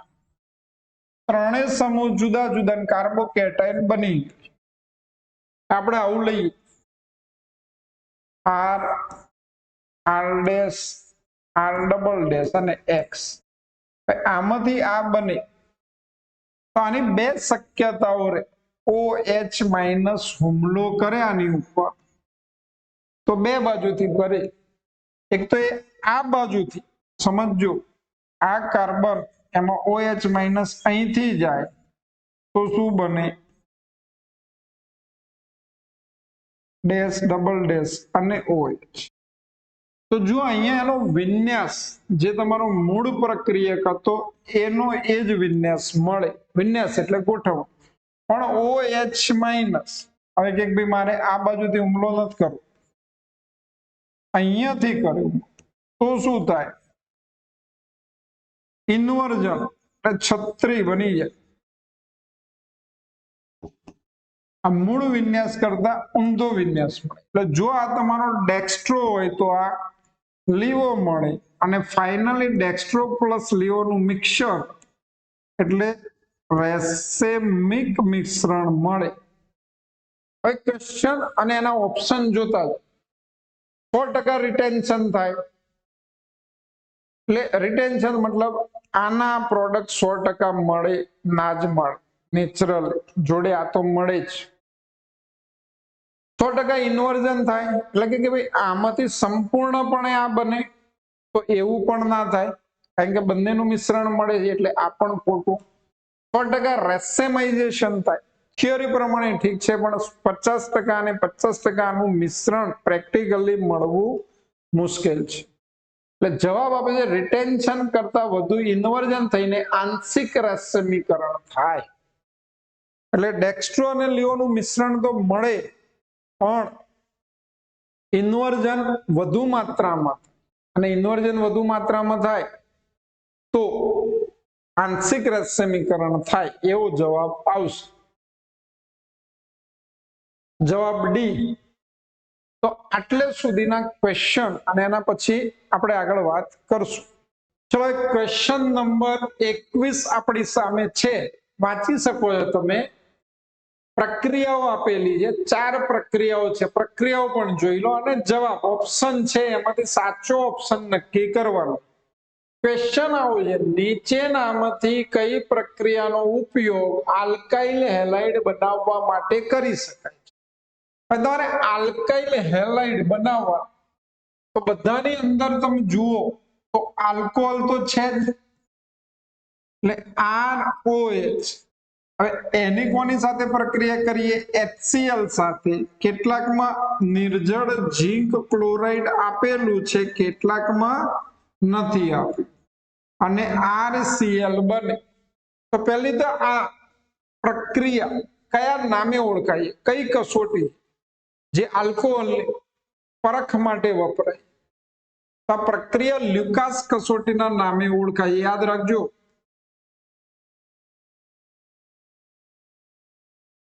ટેક્સ્ટ બુકની લાઈન ટુ લાઈન યાદ રાખો તો તૃતીયક આલ્કોહોલ તરત જ પ્રક્રિયા આપે દ્વિતીયક આલ્કોહોલમાં 5 મિનિટ પછી પ્રક્રિયા દેખાય, એટલે થોડી વાર પછી પ્રક્રિયા જોવા મળે. પ્રાથમિક આલ્કોહોલમાં આ પ્રક્રિયા મુશ્કેલ છે. એટલે લુકાસ કસોટીની પ્રતિક્રિયાત્મકતાનો દર તમને મળી જાય તૃતીયક આલ્કોહોલ સૌથી ઝડપી. ફરીથી એ જ વાત ટેક્સ્ટ બુક પ્રમાણે તૃતીયક આલ્કોહોલ ફક્ત અને ફક્ત HCl ની હાજરીમાં પણ પ્રક્રિયા આપી શકે, જ્યારે દ્વિતીયક અને પ્રાથમિક આલ્કોહોલ માટે HCl તો જોઈએ જ સાંદ્ર, પણ સાથે સાથે નિર્જળ ઝીંક ક્લોરાઇડ પણ જોઈએ, નહીં તો આ પ્રક્રિયા શક્ય નથી. આપેલી પ્રક્રિયાઓ તમે જુઓ તો પ્રાથમિક આલ્કોહોલ નિર્જળ ઝીંક ક્લોરાઇડ આપે, એની સાથે તો RCl મળે, બરાબર છે, સાચું. આ પ્રાથમિક આલ્કોહોલ HCl પણ નિર્જળ ઝીંક ક્લોરાઇડ આપ્યું નથી, એટલે બીજી પ્રક્રિયા શક્ય નથી. આ કયો આલ્કોહોલ છે ઓળખવો જોઈએ ભાઈઓ. કયો આલ્કોહોલ ગણવાનો? પ્રાથમિક, દ્વિતીયક કે તૃતીયક? તૃતીયક આલ્કોહોલ. તો એમાં ઝીંક ક્લોરાઇડ ની જરૂર નથી, એટલે પ્રક્રિયા આપશે. કયો આલ્કોહોલ? 2 ડિગ્રી. તો ઝીંક ક્લોરાઇડ ની જરૂર પડે તો જ આપે. તો જવાબ કયો આવશે? 1, 3 અને 4. ફક્ત 1, 3 અને 4 આ પ્રક્રિયા આપે, બાકીના આપે નહીં. મતલબ બીજી પ્રક્રિયા શક્ય નથી. તો લુકાસ કસોટી પ્રક્રિયાની પ્રતિક્રિયાત્મકતાનો દર અને કઈ પરિસ્થિતિમાં કોણ પ્રક્રિયા આપે એની વાત થઈ ગઈ. લખેલું બુકનું સ્ટેટમેન્ટ છે, તમે સમજી શકો છો. ટેક્સ્ટ બુકમાં પણ તમને મળી જશે. 22 કેન્દ્ર અનુરાગી પ્રક્રિયા થવા માટે નીચેનામાંથી કયું ઇલેક્ટ્રોન સ્થાનાંતર સૌથી વધારે સાચું છે? હવે ઇલેક્ટ્રોન રિપ્લેસમેન્ટ, ઇલેક્ટ્રોન સ્થાનાંતર, પ્રેરક અસર જોવાની, સંસ્પંદન અસર પણ આપણે ધ્યાનમાં લેવી પડે. તો એ કોમન સૂત્ર કયું છે કે ભાઈ બધામાં, ચલો કોમન શું જે બધામાં છે? એક તો CH3 આપેલો છે, પછી CH આપેલો છે, ડબલ બોન્ડ CH, CH2 અને Cl, આટલું છે. તો તમે જુઓ પ્રેરક અસર પ્રમાણે બે વસ્તુ, એક તો આમાંથી હું Cl ને ઉડાડી દઉં, આ Cl, તો શું થશે? CH3 CH double bond CH CH2 plus અને Cl માઇનસ, એટલે Cl તો જતો રહ્યો, કાર્બોકેટાઇન બન્યો. તો એનો મતલબ આનો ઇલેક્ટ્રોન અહીંયા જાય છે. તો જો કોનામાં જાય? આમાં જઈ શકે, 3 માં શક્ય છે, આમાં એવું બતાવ્યું નથી, એટલે ડી ને ઉડાડ દો. બીજી વસ્તુ, આ ઇલેક્ટ્રોન અહીંયા જાય, અથવા તો આપણે એને પ્રેરક અસર જોઈએ તો આમ થાય. તો આ દ્વિબંધ બે રીતે વિચાર. અહીંયા ધનભારની માત્રા વધે તો ડબલ બોન્ડ અહીંયા સ્થાનાંતરિત થઈ શકે. તો કોનામાં આપ્યું છે ડબલ બોન્ડ નું સ્થાનાંતર? આમાં આપ્યું છે. આ રિવર્સ આપ્યું છે, એટલે આ શક્ય નથી, આમાં કઈ નથી આપ્યું. ત્રીજી વસ્તુ, CH3 ઇલેક્ટ્રોન પૂરક સમૂહ છે, એટલે ઇલેક્ટ્રોન ક્યાં જશે? આ બાજુ જશે.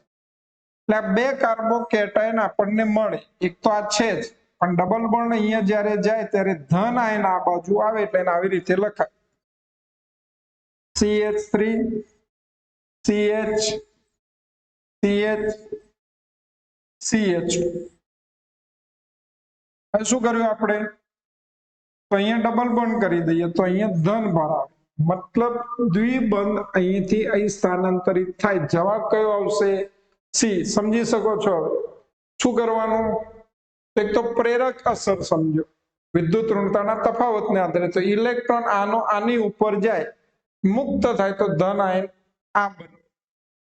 બીજી વસ્તુ, ઇલેક્ટ્રોન જો આ બાજુ જાય તો આ કેવો બને? ધન આયન. તો પાઈ બંધનો ઇલેક્ટ્રોન અહીંયા સ્થાનાંતરિત થાય, તેનું સંસ્પંદન બંધારણ આ શક્ય બને.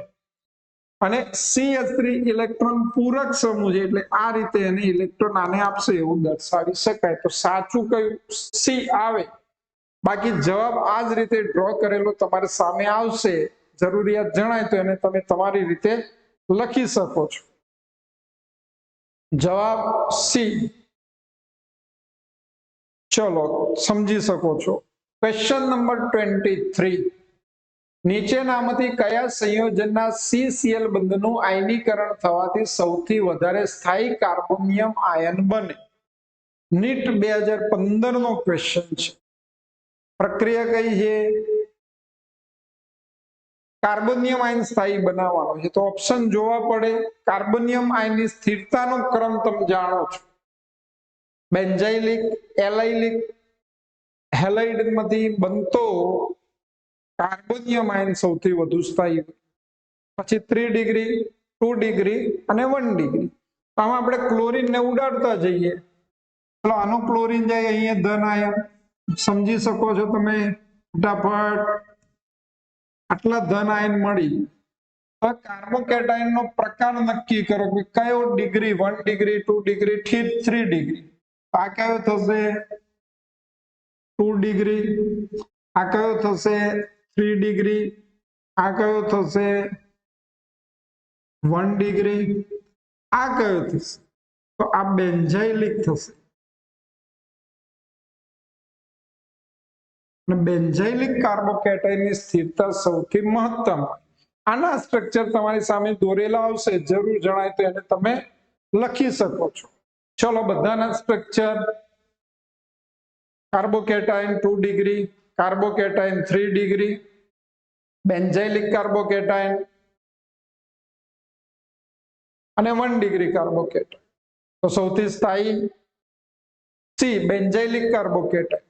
પછીનો ક્વેશ્ચન, નીચેના પૈકી કયો બાયફિનાઇલ પ્રકાશ ક્રિયાશીલ છે? સિમ્પલ ક્વેશ્ચન છે, તમારે એક જ વસ્તુ આમાં સમજવાની છે. પહેલું તો બાયફિનાઇલ એનું સ્ટ્રક્ચર કયું? આપણે જાણીએ છીએ કે ફિનાઇલ કેન્દ્રો એક બીજા સાથે સિંગલ બંધથી જોડાય તો એને બાયફિનાઇલ કહેવાય. જો અહીંયા જે સિંગલ બોન્ડ છે એનું રોટેશન અલગ અલગ ડિગ્રીએ થાય, જુદા જુદા એંગલથી થાય, અને જો કોઈ પણ અડચણ ના હોય ને સિંગલ બોન્ડનું રોટેશન થાય તો એવા ફિનાઇલને અકિરાલ અણુ ગણવો. મતલબ એ બિન પ્રકાશ ક્રિયાશીલ હોય.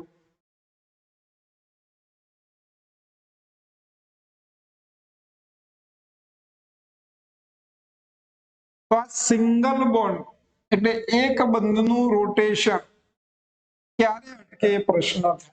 તમારે અત્યારે યાદ જ રાખી લેવું. હવે આના ઓર્થો સ્થાન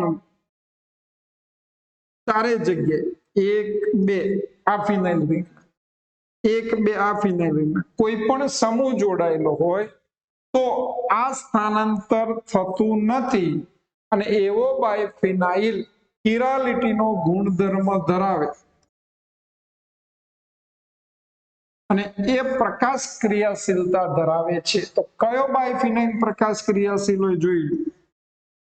મળી ગયો આન્સર. ચારે ઓર્થો સ્થાન પર કોઈને કોઈ સમૂહ હોવો જોઈએ, આટલું તમારે યાદ રાખવાનું. સિમ્પલ જ છે, આવડી ગયો. બાકી સ્ટોરી લખેલી છે જેનું તમારે કઈ કામ નથી, સમજાઈ દીધું છે. 25મો ક્વેશ્ચન. જો આને ઓપ્શન તો તમારી સામે લાવી દો આખો ક્વેશ્ચન. આ જે ક્વેશ્ચન છે એમાં આવું છે, RCO અથવા તો RC ડબલ બોન્ડ O અને Z. Z એ મુક્ત થતો સમૂહ. પ્રશ્ન વાંચો. આપેલ પ્રક્રિયાનો વેગ સૌથી વધુ હોય તો Z શું? આ NU ન્યુક્લિયોફાઇલ દાખલ થતો સમૂહ. અહીંયા લખ્યા તો આ મુક્ત થતો સમૂહ,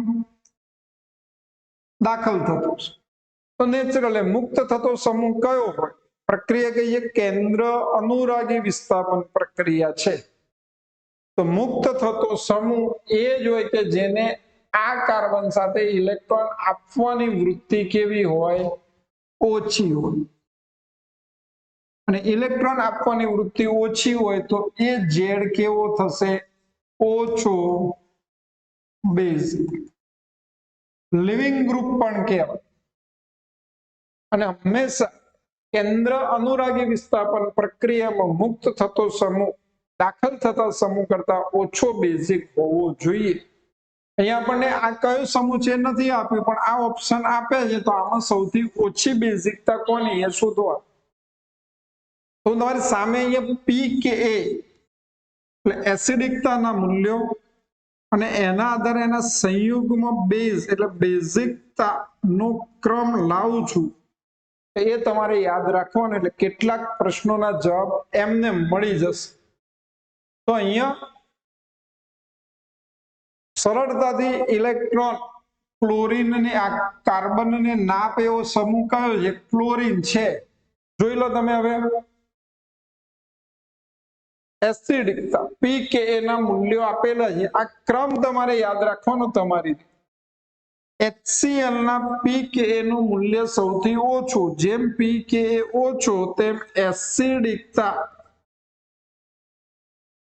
વધારે. આટલું યાદ રાખજો. શું કહ્યું? HCl સૌથી વધારે એસિડ અને ઇથેનોલ સૌથી ઓછો એસિડ. એનાથી બનતો સંયુગ્મ બેઝ તો કેવો હોય? સૌથી ઓછો બેઝિક હોય. આમાં Cl- સૌથી ઓછો બેઝિક છે. બાકીના બધાનો ક્રમ તમે યાદ રાખી શકો છો. ઇથોક્સાઇડ આયન તો સૌથી વધારે બેઝિક છે. NH2 તો નેચરલી NH3 માંથી બનેલો છે, એટલે બેઝિકતા એની પણ હોય વધારે. તો અહીંયા બેઝિકતાના ક્રમ પ્રમાણે Cl- બાકીના નથી આપે, પણ જે જરૂરી છે એ ઓર્ડર તમારી સામે છે, તો તમારે એને યાદ રાખવો પડશે જ. 26 નંબરનો ક્વેશ્ચન, પ્રકાશ ક્રિયાશીલ ડેક્સ્ટ્રોને લેવો સમઘટકો એકબીજાથી કેવી રીતે અલગ પડે છે? તો પ્રકાશ ક્રિયાશીલતાની વ્યાખ્યા, ધ્રુવીભૂત પ્રકાશનું કોણાવર્તન જે પદાર્થો કરી શકે તેવા પદાર્થોને પ્રકાશ ક્રિયાશીલ કહી શકે. તો ડેક્સ્ટ્રો કોણ હોય? દક્ષિણ દિશામાં પરિભ્રમણ કરે. અને લીવો કોણ હોય? વામ ભ્રમણીય. તો કોણાવર્તનને આધારે પ્રકાશ ક્રિયાશીલ સમઘટકોને અલગ કરી શકાય. ઓપ્શન તમે વાંચો, એમાં સાચો જવાબ ધ્રુવીભૂત પ્રકાશના તળના પરિભ્રમણ કોણને આધારે જ નક્કી થઈ શકે. તો જવાબ આવશે ડી. 27મો પ્રશ્ન, નીચે આપેલા હેલોજન પૈકી કયો એક જે પાણીને ઓક્સિડાઇઝ કરી ઓક્સિજન બનાવે છે? પી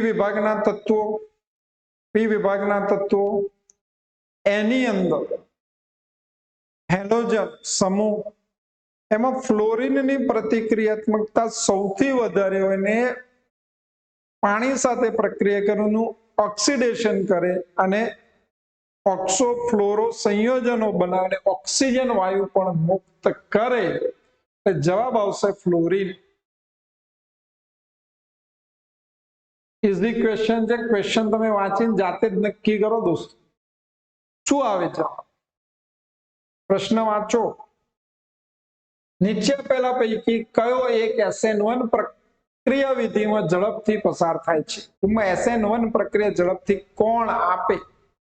તો વારંવાર થઈ ગયું, કાર્બોકેટાઇન બનાવો.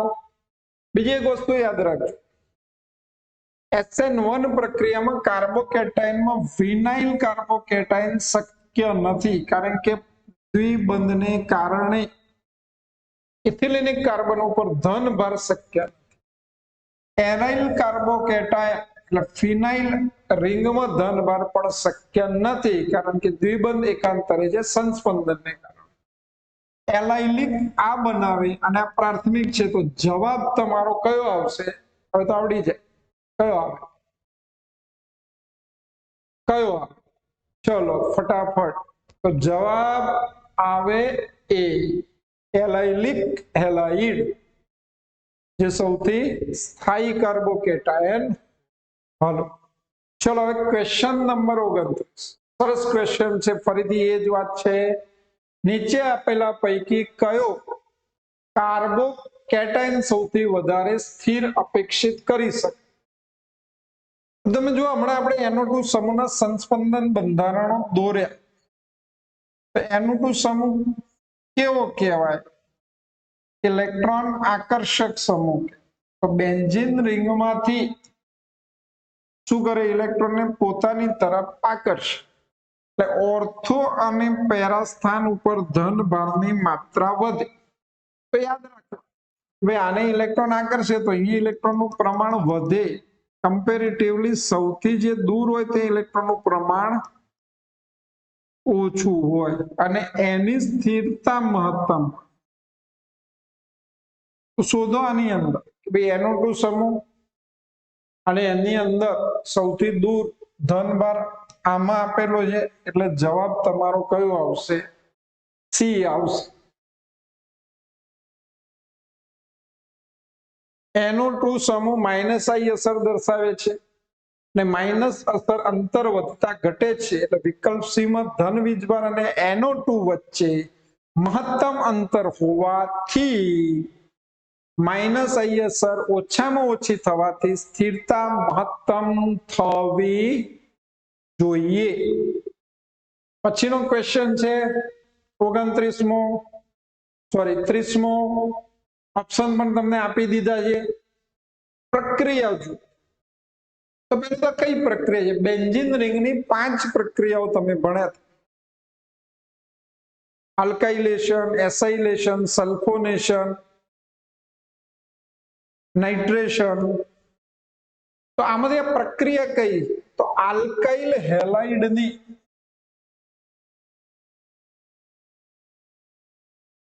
નિર્જળ AlCl3 સાથે પ્રક્રિયા કરો એટલે આલ્કાઇલ સમૂહ પર ધન ભાર વધે અને એને ફિડલ ક્રાફ્ટ આલ્કાઇલેશન પ્રક્રિયા કહેવાય. ફિડલ ક્રાફ્ટ આલ્કાઇલેશન પ્રક્રિયા માટે આલ્કાઇલ હેલાઇડ જોઈએ, એરાઇલ હેલાઇડ આપશે નહીં, કારણ કે એરોમેટિક રિંગ ઉપર ધન ભાર શક્ય નથી. બીજી વસ્તુ, આ જે ધનભાર બને મતલબ કાર્બોકેટાયન બને.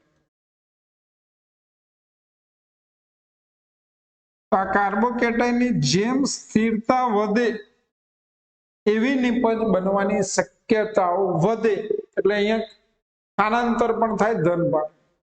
એટલે અહીંયા તમે જુઓ તો આ Al જતો રહેશે,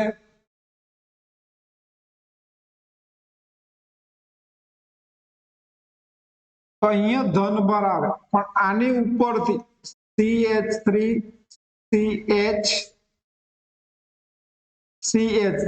ધનભાર અહીં જવાની શક્યતા પણ વધે. મહત્તમ સ્થિરતા પ્રાપ્ત થાય દ્વિતીયક કાર્બોકેટાયન, અને આ કાર્બોકેટાયન ફિનાઇલ રિંગ ઉપર જોડાય તો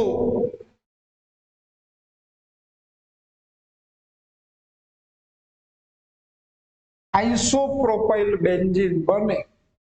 તમે જાણો છો એની ઓક્સિજન સાથે પ્રક્રિયા કરું તો આમાં નામ અહીંયા 2 ઉમેર પેરોક્સાઇડ બને, અને ફરીથી એસિડિક માધ્યમમાં ગરમ કરું આટલો ભાગ નીકળી જાય એટલે એસિટોન બને, ફિનોલ બને અને આઇસોપ્રોપાઇલ બેન્ઝીન મળે. તો જવાબ મળી ગયો તમને. પ્રક્રિયા પણ બહુ સરસ છે, કયા નામે ઓળખાય એ પણ શોધી નાખજો. ડીપમાં લખવું હોય તો આ રીતે પણ લખી શકાય. જવાબ આવશે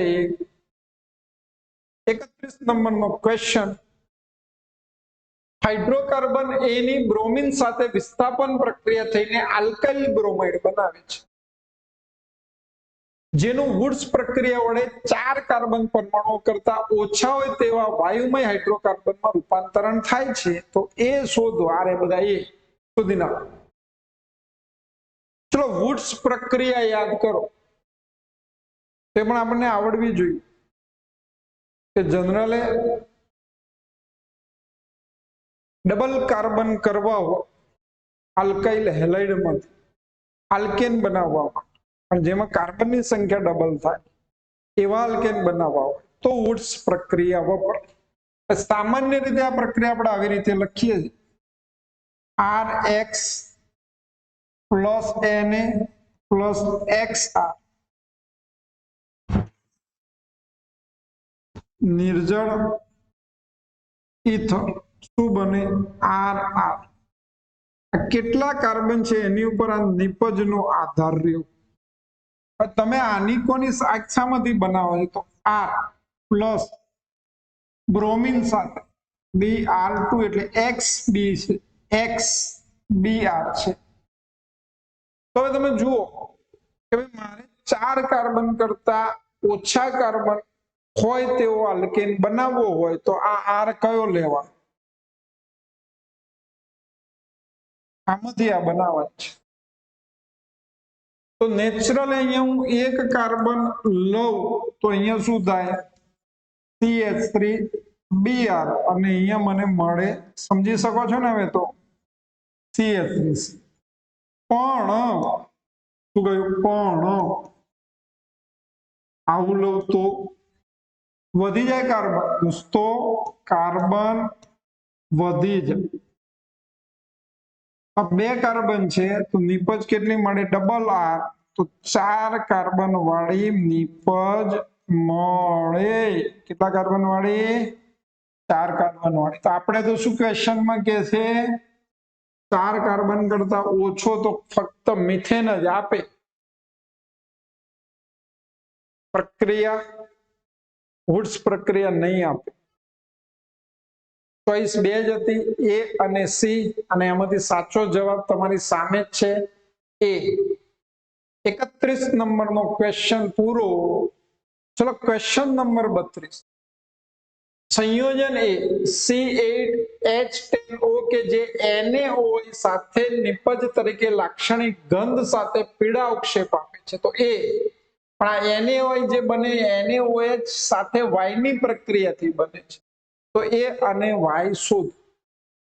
જો NaOH સોડિયમ હાઇપોઆયોડાઇડ આ સોડિયમ હાઇપોઆયોડાઇડ બને કેવી રીતે તો NaOH ની I2 સાથેની પ્રક્રિયાથી NaOI પ્લસ H સોડિયમ હાઇપોઆયોડાઇડ બને એટલે Y તમને મળી ગયું I2। બીજી વસ્તુ આ આઇલ્ડોફોર્મ ટેસ્ટ છે। આઇલ્ડોફોર્મ નું સૂત્ર છે CHI3 જેના અવક્ષેપ પીળા રંગના કયા રંગના હોય પીળા। કોણ આપે આ બી અગત્યનું બહુ જ MCQ પૂછાય આઇલ્ડોફોર્મ કસોટી નીચેનામાંથી કોણ આપે છે તો યાદ રાખજો બહુ જાજી ઝંઝટમાં પડ્યા વગર બીજા કાર્બન ઉપર શું હોવું જોઈએ ઓક્સિજન હોવો જોઈએ અને એક ગ્રુપ મિથાઇલ હોવું જોઈએ આટલું યાદ રાખો। પછી ઓક્સિજન કયા ફોર્મમાં હોય એમાં નહીં પડવા દાખલા તરીકે CH3COH પછી અહીંયા તમારી જોડે H પણ હોય અથવા તો લાંબી શૃંખલા પણ CH3OH તો અહીંયા બીજો કાર્બન નથી એટલે આ ના। તો આવા બધા જ સમૂહ આઇલ્ડોફોર્મ કસોટી આપે શું બનાવે આમાંથી NaOI આ જે CH3 એમાંથી CHI3 આઇલ્ડોફોર્મના પીળા અવક્ષેપ મળે આટલું યાદ રાખવાનું। ઓપ્શન છે એમાં આવું અથવા તો આ બંધારણ શોધી નાખો એ જ તમને આઇલ્ડોફોર્મ ટેસ્ટ આપે। તો આ દેખાય C પહેલો કાર્બન બીજો કાર્બન ઉપર OH એ આઇલ્ડોફોર્મ ટેસ્ટ આપે એટલે એ આ છે અને Y I2 છે જવાબ આવશે C। પ્રક્રિયા તમારી સામે લખેલી આખી લખી શકો જરૂર હોય વિકલ્પ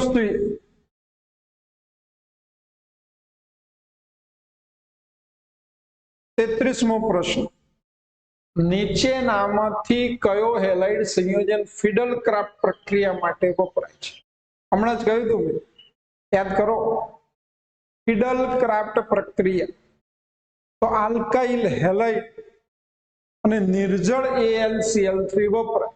તમને હેલાઇડ પૂછ્યું છે એટલે આમાંથી આલ્કાઇલ હેલાઇડ શોધી નાખવાનો તો ક્લોરોબેન્ઝીન આલ્કાઇલ હેલાઇડ નથી, બ્રોમોબેન્ઝીન આલ્કાઇલ હેલાઇડ નથી, ક્લોરોઇથિન એ પણ નથી, આઇસોપ્રોપાઇલ ફ્લોરાઇડ આલ્કાઇલ હેલાઇડ છે, જેની પ્રક્રિયા હમણાં આપણે લખી. તો જવાબ તમારો ડી આવશે. 34 નીચે આપેલામાંથી કોઈ એક પ્રક્રિયા ઇલેક્ટ્રોન અનુરાગી વિસ્થાપન દ્વારા આગળ ધપે છે, જે શોધ 2019 નો પ્રશ્ન છે.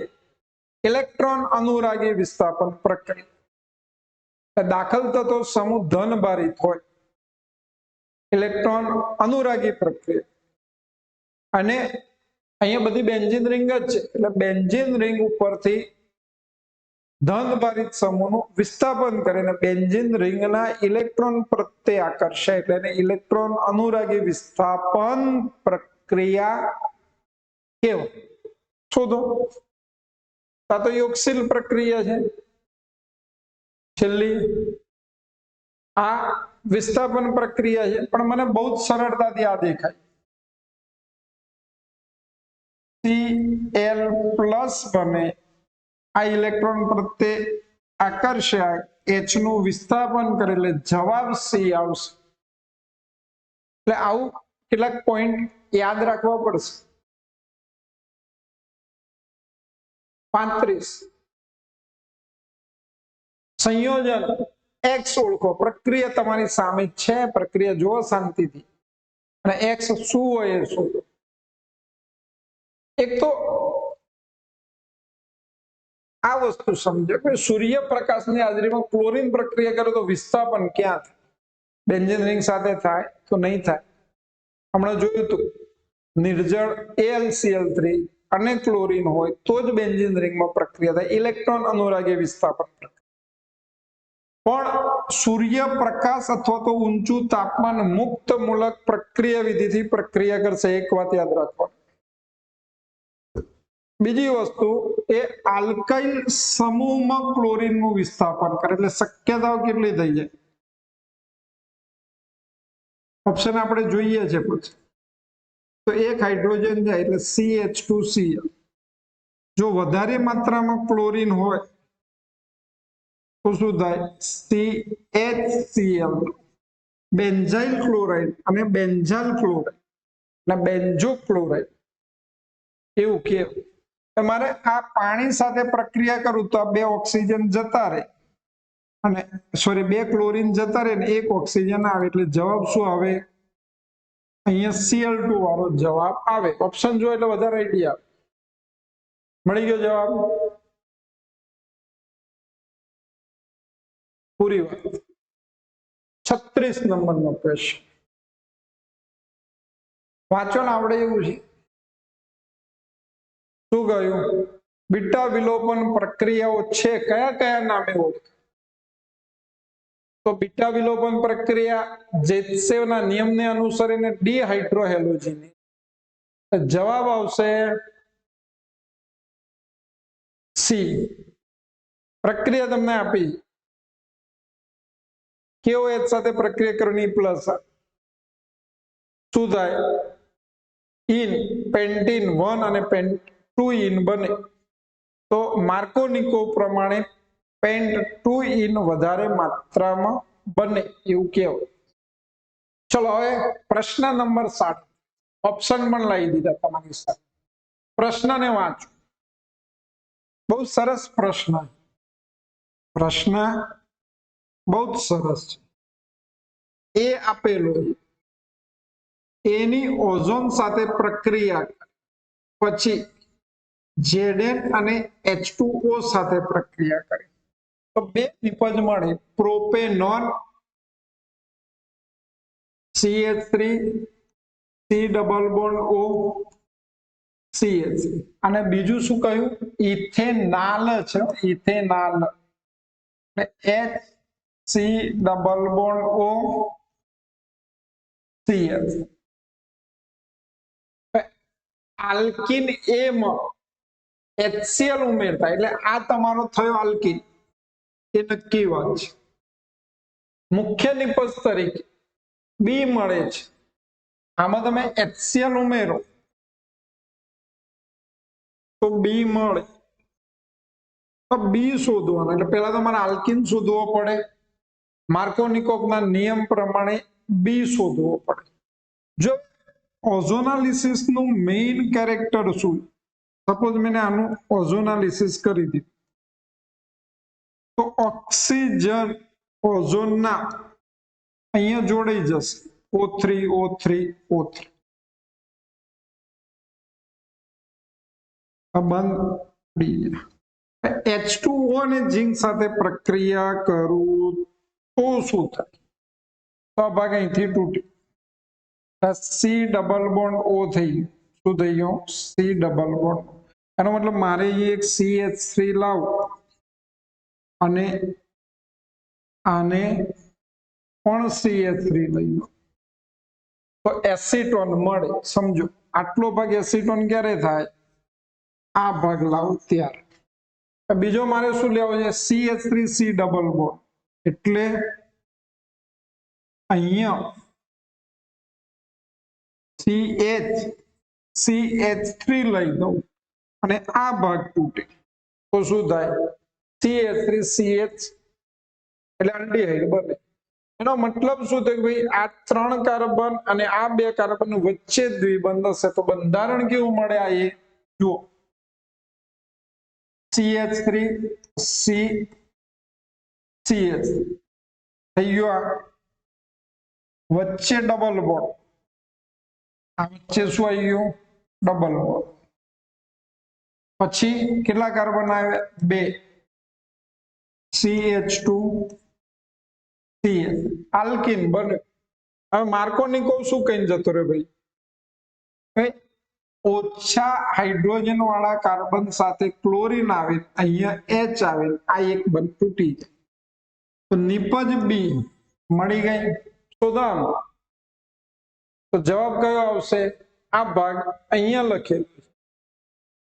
જવાબ તમારો ડી આવે. તો સમજવાનું શું? તો જ્યારે ઓઝોનાલિસિસ થાય ત્યારે જે કાર્બન ઉપર ઓક્સિજન હોય એ 2 કાર્બન તમારે દ્વિબંધથી જોડી દે. ઓઝોનાલિસિસ ની પ્રક્રિયા આવે તો જે નિપજો આપી એ જે નિપજોના કાર્બન ઉપર ઓક્સિજન હોય એ 2. આટલું બધું મેં ના કર્યું. આ જવાબ. ચલો સિમ્પલી મારે સમજવું હોય તો મેં નિપજ તો દોરી નાખી. આ કાર્બન ઉપર ઓક્સિજન છે ને આ કાર્બન ઉપર ઓક્સિજન છે. મારે શું કરવાનું? આ 2 કાર્બનને ડબલ બોન્ડ થી જોડી દેવાનું અને ખૂટતા હાઇડ્રોજન લખી દેવાનું H, અને અહીંયા લખવાની જરૂર નથી. તો આવી ગઈ સિમ્પલ. પછી તમે જે પણ આગળ પ્રક્રિયા આપી હોય એ કરી શકો. ચલો જવાબ પ્રક્રિયા આપી દીધી છે અને જવાબ ડી છે. સરસ રીતે સમજી શકાય. 38મો પ્રશ્ન, 2-બ્રોમોપેન્ટેનની ડીહાઇડ્રોહેલોજિનેશન પ્રક્રિયામાં મુખ્ય નિપજ પેન્ટટુઇન બને છે.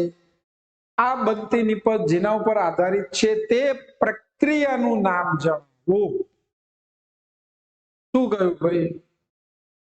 ડીહાઇડ્રોહેલોજિનેશન કયા નિયમ પ્રમાણે થાય? તો સેજેવના નિયમ પ્રમાણે થાય. યાદ રાખી લેજો. બીટા વિલોપન પ્રક્રિયા ડિટેલમાં તૈયાર કરવું એને લગતા પોઈન્ટ પણ કરવા. 39મો પ્રશ્ન, કિરાલિટીના સંદર્ભમાં ખોટું વિધાન શોધો. વાંચો, મસ્ત છે. પ્રતિબિંબીઓ એકબીજા ઉપર અધ્યારોપિત થાય તેવા પ્રતિબિંબીઓ, ટૂંકમાં વસ્તુ અને પ્રતિબિંબ એકબીજા ઉપર અધ્યારોપિત થાય તો એ કિરાલિટી દર્શાવતા નથી. તો આ કિરાલિટીના સંદર્ભમાં પહેલું જ વાક્ય ખોટું છે. એક રેશમિક મિશ્રણ એ શૂન્ય પ્રકાશીય ભ્રમણ દર્શાવે છે. સંપૂર્ણ રેશમિક મિશ્રણ હોય તો ડેક્સ્ટ્રો ને લીવો ભેગા થઈને રોટેશન પ્રકાશનું શૂન્ય કરી નાખે. SN1 પ્રક્રિયા બંને પ્રતિબિંબીઓ 1:1 મિશ્રણ નિપજ આપે છે. તો સૈદ્ધાંતિક રીતે કાર્બોકેટાઇન બને અને ડેક્સ્ટ્રો અને લીવોનું સમપ્રમાણમાં મિશ્રણ મળવું જોઈએ. સાચું છે. હેલોજનના SN2 પ્રક્રિયા વડે મળતી નિપજ સક્રિય સ્થાન પર કિરાલિટી દર્શાવે છે. જે વિન્યાસનું વિતક્રમણ દર્શાવે છે. હા, SN2 પ્રક્રિયા મધ્યસ્થ સંયોજન બનાવે અને જો કાર્બન કિરાલિટી દર્શાવે અસમમિત કાર્બન હોય તો નિપજ ઉલટી મળે, વિતક્રમણ મળે. એટલે જવાબ સાચો કયો એ વાંચી શકો છો. પ્રતિબિંબીઓ એ જ છે જે એકબીજા ઉપર અધ્યારોપિત થઈ ના શકે. 40 નંબરનો ક્વેશ્ચન, ક્લોરોબેન્ઝીનનું સંશ્લેષણ કરવા માટે નીચે આપેલામાંથી કઈ બાબત સુસંગત છે? હવે બેન્ઝીન અને HCl ભેગાથી ક્લોરોબેન્ઝીન ના બને. એનિલિન અને HCl ગરમ કરો તો બી ક્લોરોબેન્ઝીન ના બને. બેન્ઝીનની ક્લોરિનેશન કરો તો ક્લોરોબેન્ઝીન બને. એટલે બેન્ઝીન Cl2 નિર્જળ FeCl3. તો જવાબ આવશે સી.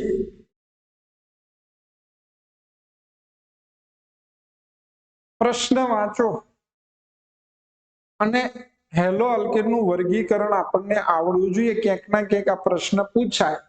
2023 ની અંદર જ પૂછાયેલો પ્રશ્ન. બોલો હવે કયા પ્રકારનો હેલાઇટ છે? તો હેલોજન ધરાવતો કાર્બન જે કાર્બન સાથે જોડાયેલો છે એ કાર્બન sp2 સંકરણ ધરાવે તો આવા હેલાઇડને એલાઇલિક હેલાઇડ તરીકે ઓળખવામાં આવે. એટલે જવાબ બી આવશે. વર્ગીકરણ યાદ રાખવું પડે. નીચેનામાંથી કયો પદાર્થ કિરાલ કેન્દ્ર ધરાવતો નથી?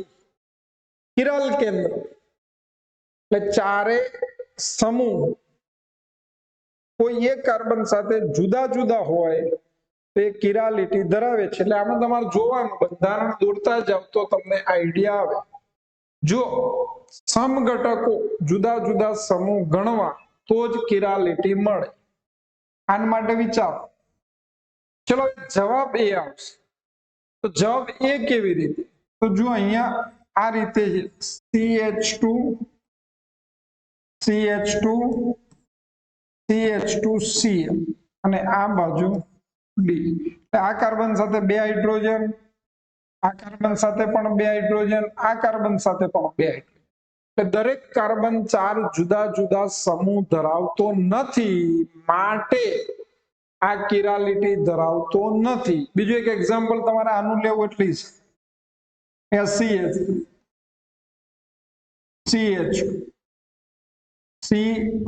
CH D અને C.